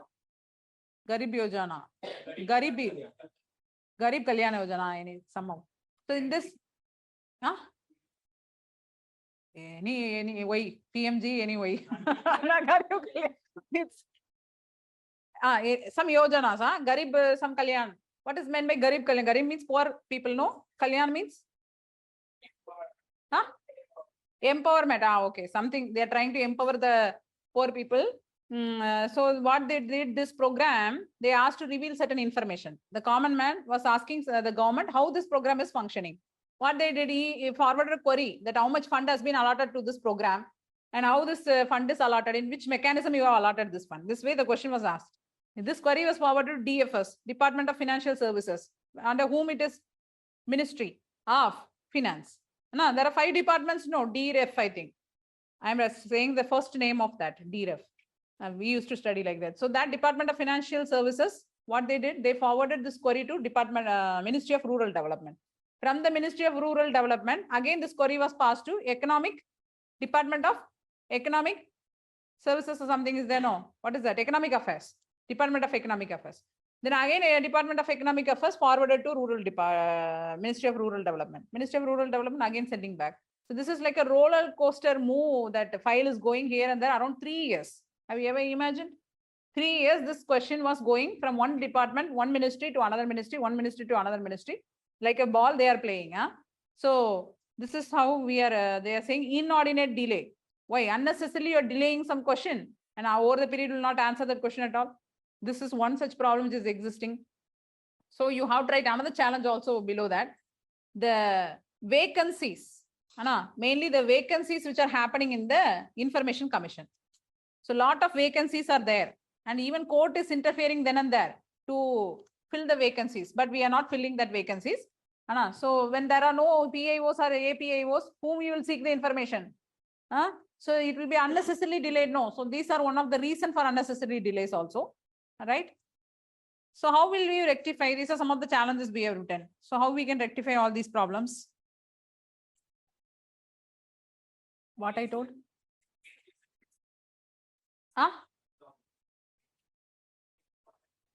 Vacancies. Vacancies in the information commissions. Vacancies in the information commissions and even the Supreme Court is interfering. You know that we already have said the writs. Through writs, the Supreme Court will come and ask you to do some duty. Do your duty properly. Fill the vacancies. Till now we are not doing. They come and we command. Man them us. Do your duty. Even then they are not filling the commissions with proper officers. So this is going to bring in unnecessarily delay. Another one challenge is also there.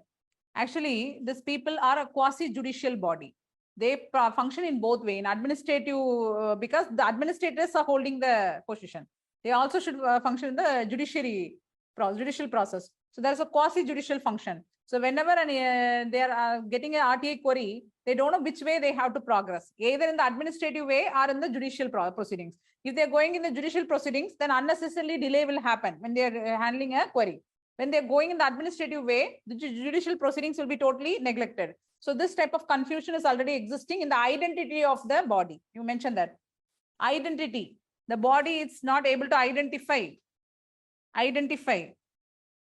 as completely administrative body or completely a judicial body.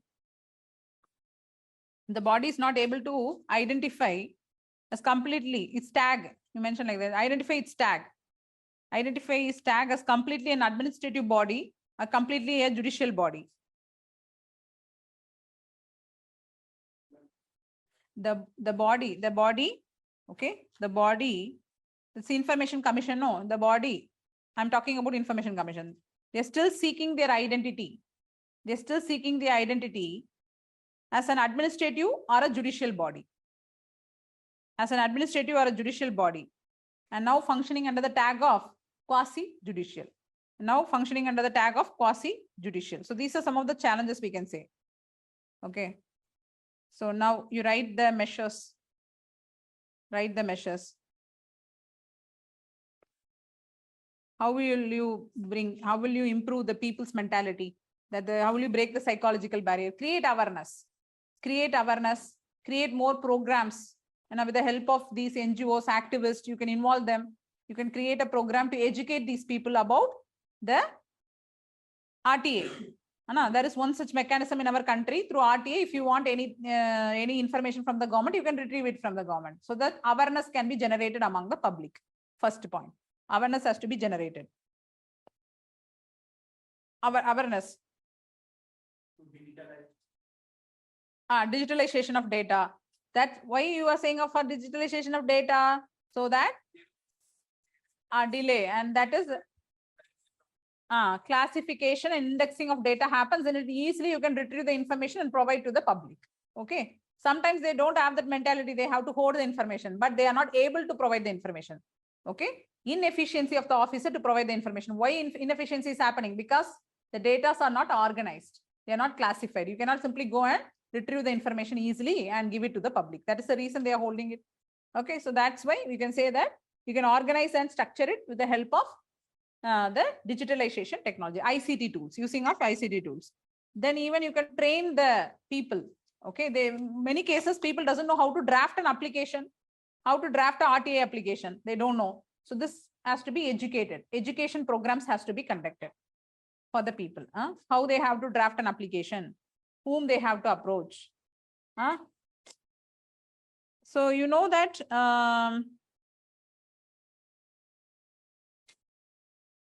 okay, so you know that how many of you know you are holding a bank account, savings account? So how much interest you are getting? This and all you should know by now. 6.5 for holding an amount. 2 point? Yeah, right. Something 2.5 or 2.4 or 2. Depending on the bank, it varies, but it is around under 2.5. But in post office, you are holding an account. How much percentage you are getting? 4.5% interest you are getting. Now, this is a common knowledge you have to know, but as an educated people, we ourselves doesn't know. Only at some point of time, we come to know this. So how a common man without any knowledge is going to know all these information. He is know how he will draft an application, how he will draft an RTA application without knowing anything. One such thing is there, RTA is a weapon or something. He will ask like that. We go and tell him. So then education programs has to be conducted apart from awareness program. Awareness means you are only generating an awareness. See, RTA is a tool through which we can generate an information from the government. But education program, training them. How you have to make an RTA application, how you have to draft an RTA application. This and all has to be taught from the school days itself. In your school, they have taught you or not how to fill the challan. Not, my God. So we are better taught, I think. Then what they do, there is separate session for that. They will bring all these types of things, like how you have to write a postcard, how you have to fill the postcard, how you have to fill that challan in the bank. Like this, they will conduct classes for us, extra classes.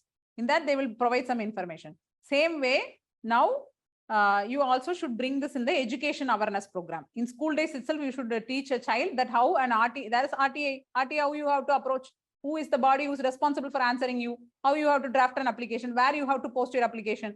Like that, they have to be educated. Okay, next point. We can also say that the records, the officers has to be trained properly.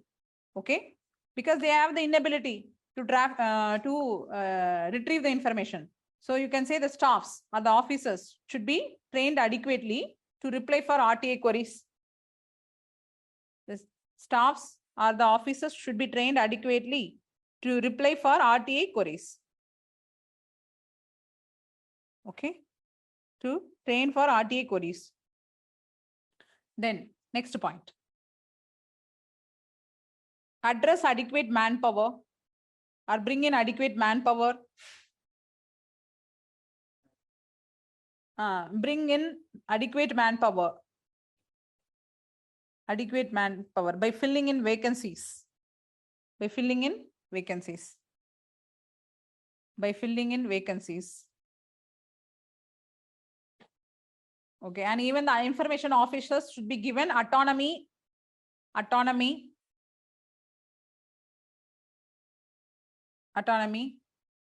providing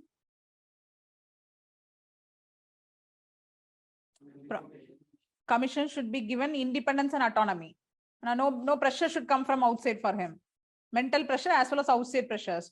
So by providing adequate salary and fixed tenure.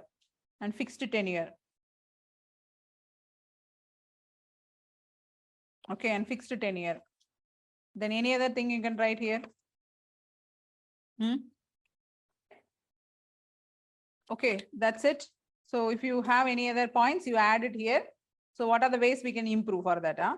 Then, yes. So with this, we will end the RTA. See, I told that the Official Secret Act. When was this act formed? This was a question they asked 3-4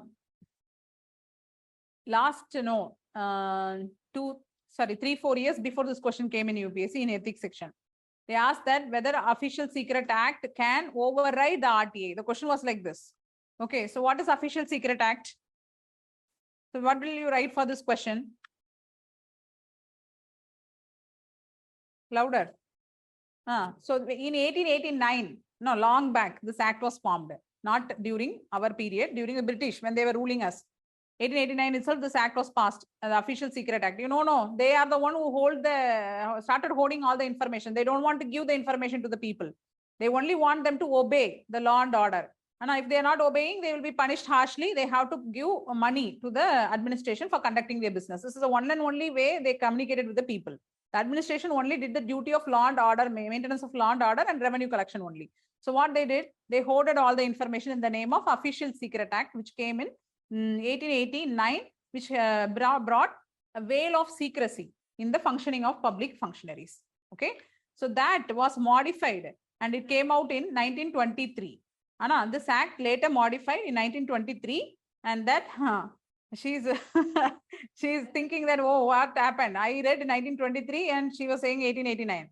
That act was long back formed in 1889, and then it amended in 1923, and then now we are only following the Official Secret Act of 1923. Still now it is existing. We have not amended or we have not repealed it. Okay, so still now that 1923 Act only we are following. We are following in certain cases that the official functions will not be disclosed for the public. Okay, in certain context that will be mentioned here. For the security, as we have mentioned, no, section 8 of RTA, same way. For the security, for the stability, peace and order of the country, sovereignty, integrity of the country, not to affect the relationship between the foreign country and our country, because we are holding some information which is important, which will affect the relationship between a foreign country and our country. That type of information cannot be provided to the public. Okay, so this Official Secret Act came long back and it imposed a veil of secrecy on the government functionaries. Then RTA has come. RTA came very recently, 2005. But there is a section called Section 8 of RTA and Section 22 of RTA. The Section 28 of 1 and Section 22. The Section 22 is clearly stating that no other act, not only Official Secret Act, here afterwards, any other act which is to be formed also cannot override RTA. Okay, cannot override RTA or supersede RTA. Okay, that you have to keep in mind. Not only this Official Secret Act, any other act which is going to come in the near future also. So you write 8 section, these 2 sections you have to write. Very important sections. Note that and keep. According to the provisions of RTA Act 2005. According to the provisions of RTA Act 2005, if there is a clash between, according to the provisions of RTA Act 2005, according to the provisions of RTA Act 2005, that if there is a clash between, any two laws, that means in the bracket you mention about RTA and any other law. Okay, like any other law means like Official Secret Act, like this any act. The clash between RTA and any other act. The public interest will prevail. Not only RTA, above all, the public interest has to be taken into account. Okay, so above all, public interest will be upholded. The public interest will prevail. Now we will understand what is meant by what they are meaning about public interest. Right? Section 8 of 2 of RTA. According to Section 8 of 2 of RTA, inside double quotation, you have to write this sentence. 8 of 2. 8 inside bracket, you mention 2, no? This way.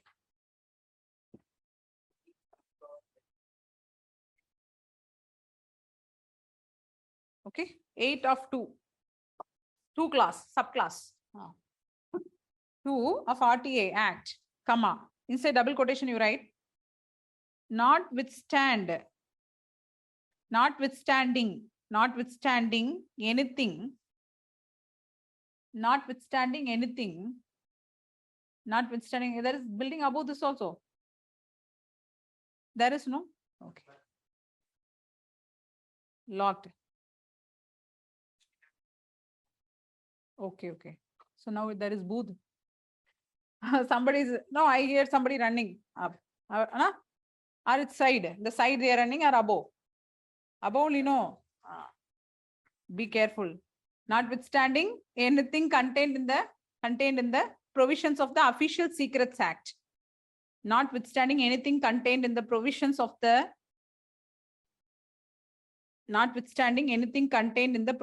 Official Secrets Acts, 1923. Especially for the Official Secret Act, this provision was there, okay? Notwithstanding anything contained in the provision of the Official Secret Act, 1923, nor any exemption,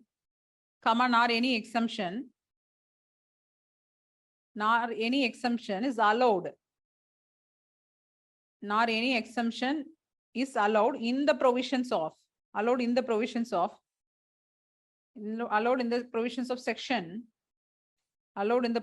section 8 of 1. So that 8 of 1 only, that 11 classes we mentioned previously. Section 8 I told, that section 8 of 1 will hold the 11 classes, where and all you can exempt the RTA query. Okay, so that they have given is allowed in the provisions of section 8 of 1 of the RTA Act. Section 8 of 1 of the RTA Act, a public authority,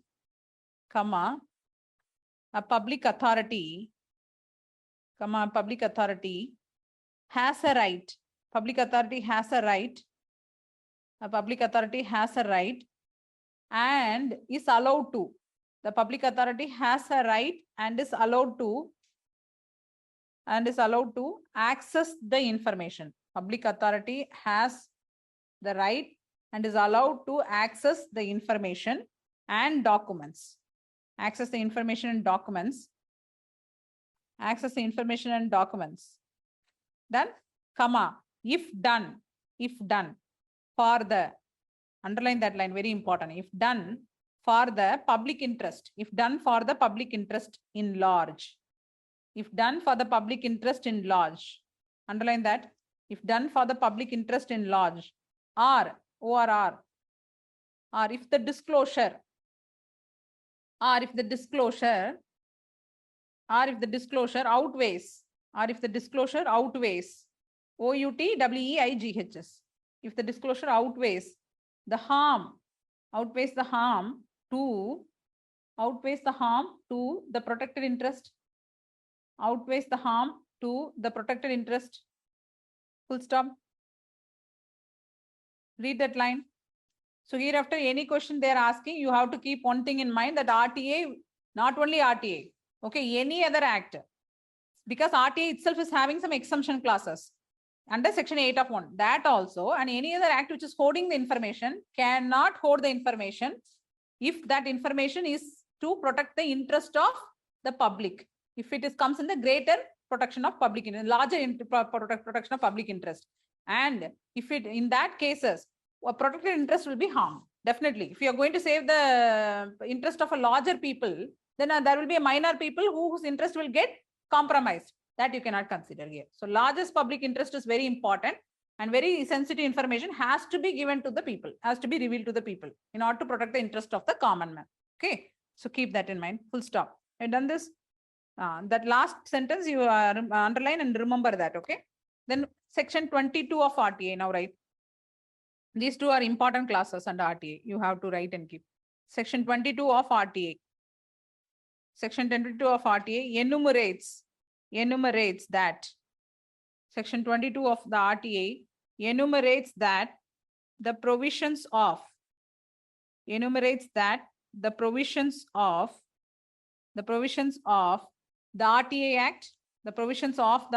Act, shall have, enumerates that the provision of RTA Act shall have effect notwithstanding, okay, effect notwithstanding anything against it, as mentioned, anything against it, as mentioned, anything against it as mentioned in the Official Secret Act, OSA, you write OSA 1923. Anything against it as mentioned in the OSA 1923, or any other law, for the time being, underline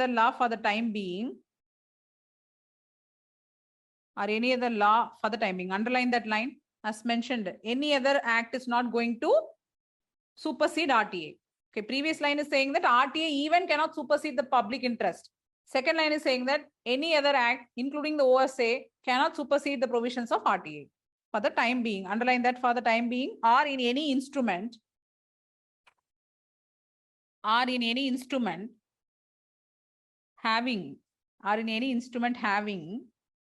effect by,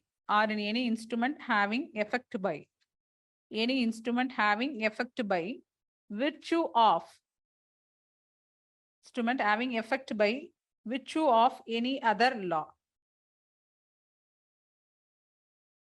or in any instrument having effect by virtue of any other law. Okay, so this is the two sections which are saying that RTA cannot be superseded by any other act, which is there in our law of the land, right? So then with this RTA, we will complete. This much information is enough for you. So elaborately, you will be studying RTA in your governance. I don't know whether you have studied or not. If it is yet to be happen, you will study in the future. Now we will start ethics in Jainism. That will complete. Ethics in Jainism. We have completed ethics in Buddhism, no? We are done, no?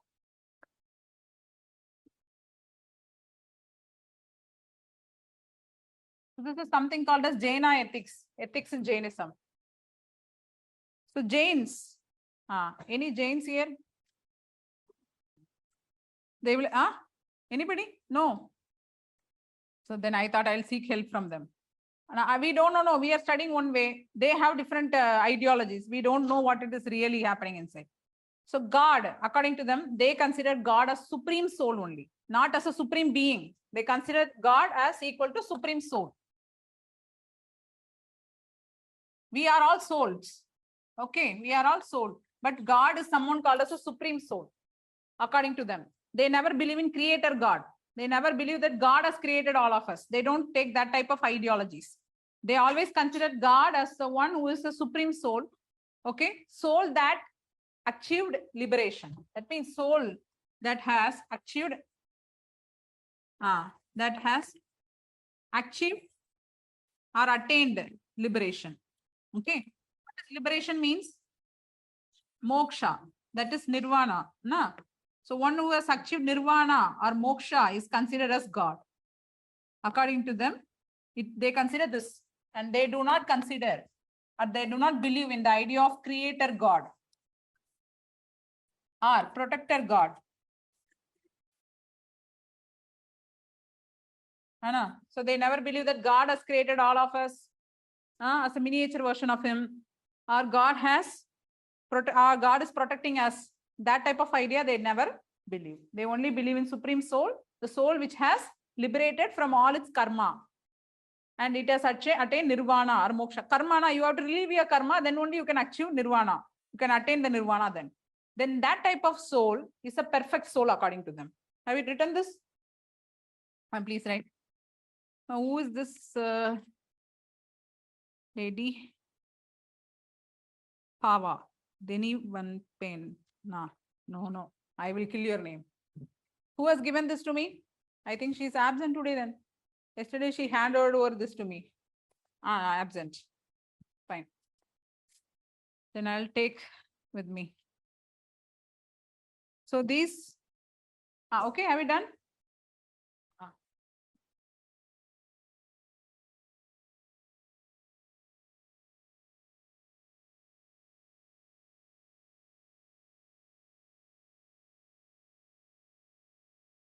So this week you'll have test, no?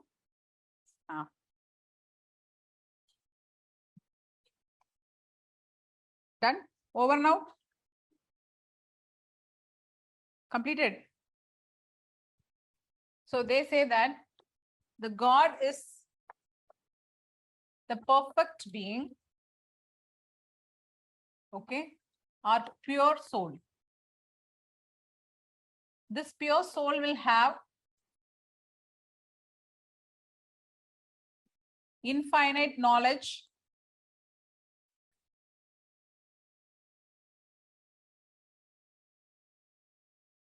infinite vision,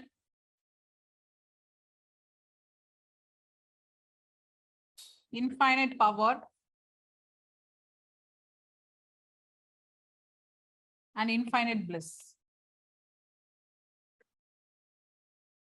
So this is the idea of them, idea about God in Jaina. So they said that Jainas worship God as perfect souls, not as a creator God. Okay, why they achieve them as a perfect soul? Because they have already removed all the karmics duties from them, karmas from them, and they have made themselves pure. They became pure. Now they have infinite knowledge. That soul has an infinite knowledge. That soul has an infinite vision, and that soul has an infinite power with them and infinite bliss, happiness with them.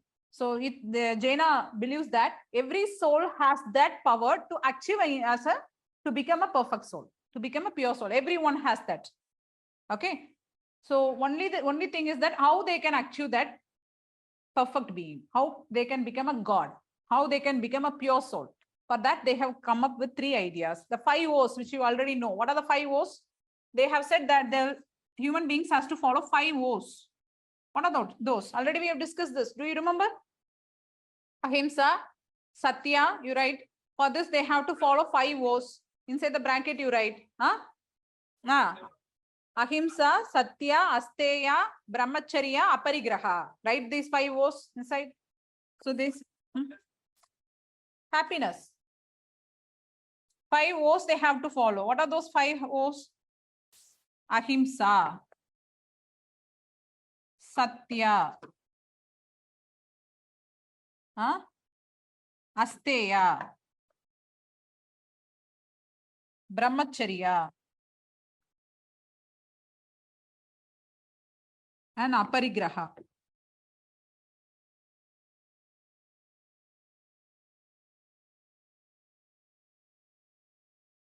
This 5 O's and not only 5 O's and 3 Ratnas.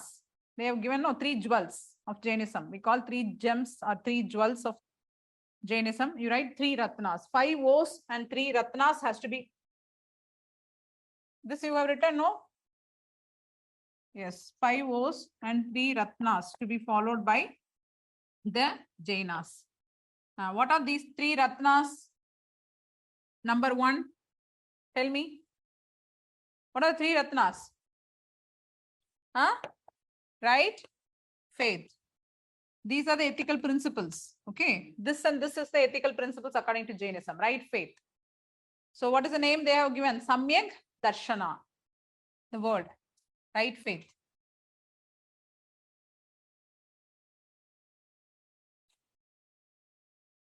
They say that simply you should not close your eyes and follow Jainism. Jainist principles are the principles given by Tirthankaras. We say call them as Tirthankaras, no. So you need not follow simply close your eyes, follow them as such. You realize, you be a rational being, you understand what we are telling is right or wrong. Then you accept it and then wholeheartedly and then you follow Jainas. You follow the Jain principles. It's not simply that what if it is red, it is red. No, you can question the Jaina principles and you can clarify your doubts. And if you feel that is right, then you can follow the Jaina principles. That is the first thing we are saying, that's right faith. Okay, Samyak Darshana, right faith. Respect for the truth. That means what? Respect for the truth. Second, right knowledge.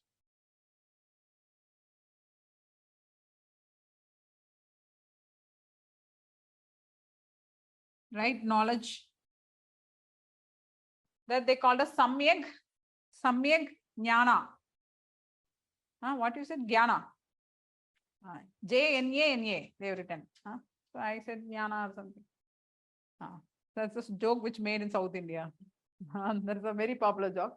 Okay, right knowledge. So Samyak Jnana or Jnana. Jnana. So see here you are having the knowledge to understand the distinction between the Jiva and Ajiva. Jiva means the one which possesses a soul and which does not possess a soul. All those things which we are having a liking or possession are the one which does not possess a soul. So humans, what they do, they try to possess or they try to become very possessive or attached towards the one with soul and then one without soul also. So that's the one we have to understand. What is meant by the beings with soul and beings without soul? Whether we have to give importance for all these things, for money, for buildings, all this thing. You have to understand that and you have to restrain your activity. Okay, you should not be more greedy to acquire all of them. So that is right knowledge. Right knowledge says that. Right conduct, the way you behave. After understanding what is right, after understanding faithful principles, then how you behave in the society. Right conduct, your behavior, refraining from wrong and performing what is right. That is right conduct. So refraining, as a human being, you should know what and all you should not do. You should not involve in it. You should not do it. And what you have to do, you have to do. You cannot simply watch. Now something is bad is happening in front of your eyes. It doesn't mean that you are committing that mistake, but you are watching it is also a sin. So that's how they said that whatever right you have to do, it's a right. And whatever is wrong, you should not involve in that. So that's right conduct. Okay, done. So we'll complete the class today, 5 minutes before. Samyak Charita.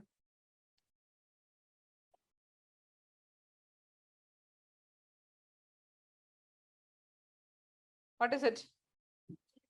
Charita. No? Charitra. Charitra means story, no? Is it right or wrong? Charitra means?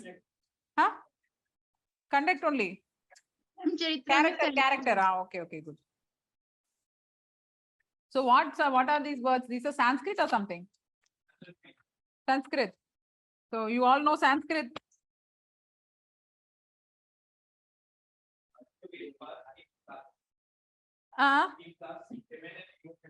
Seventh and eighth was there. Oh. So you cross Sanskrit then, huh? Fine. So frame the answer for the case study, forward to us. Anna. You all. So we'll meet again.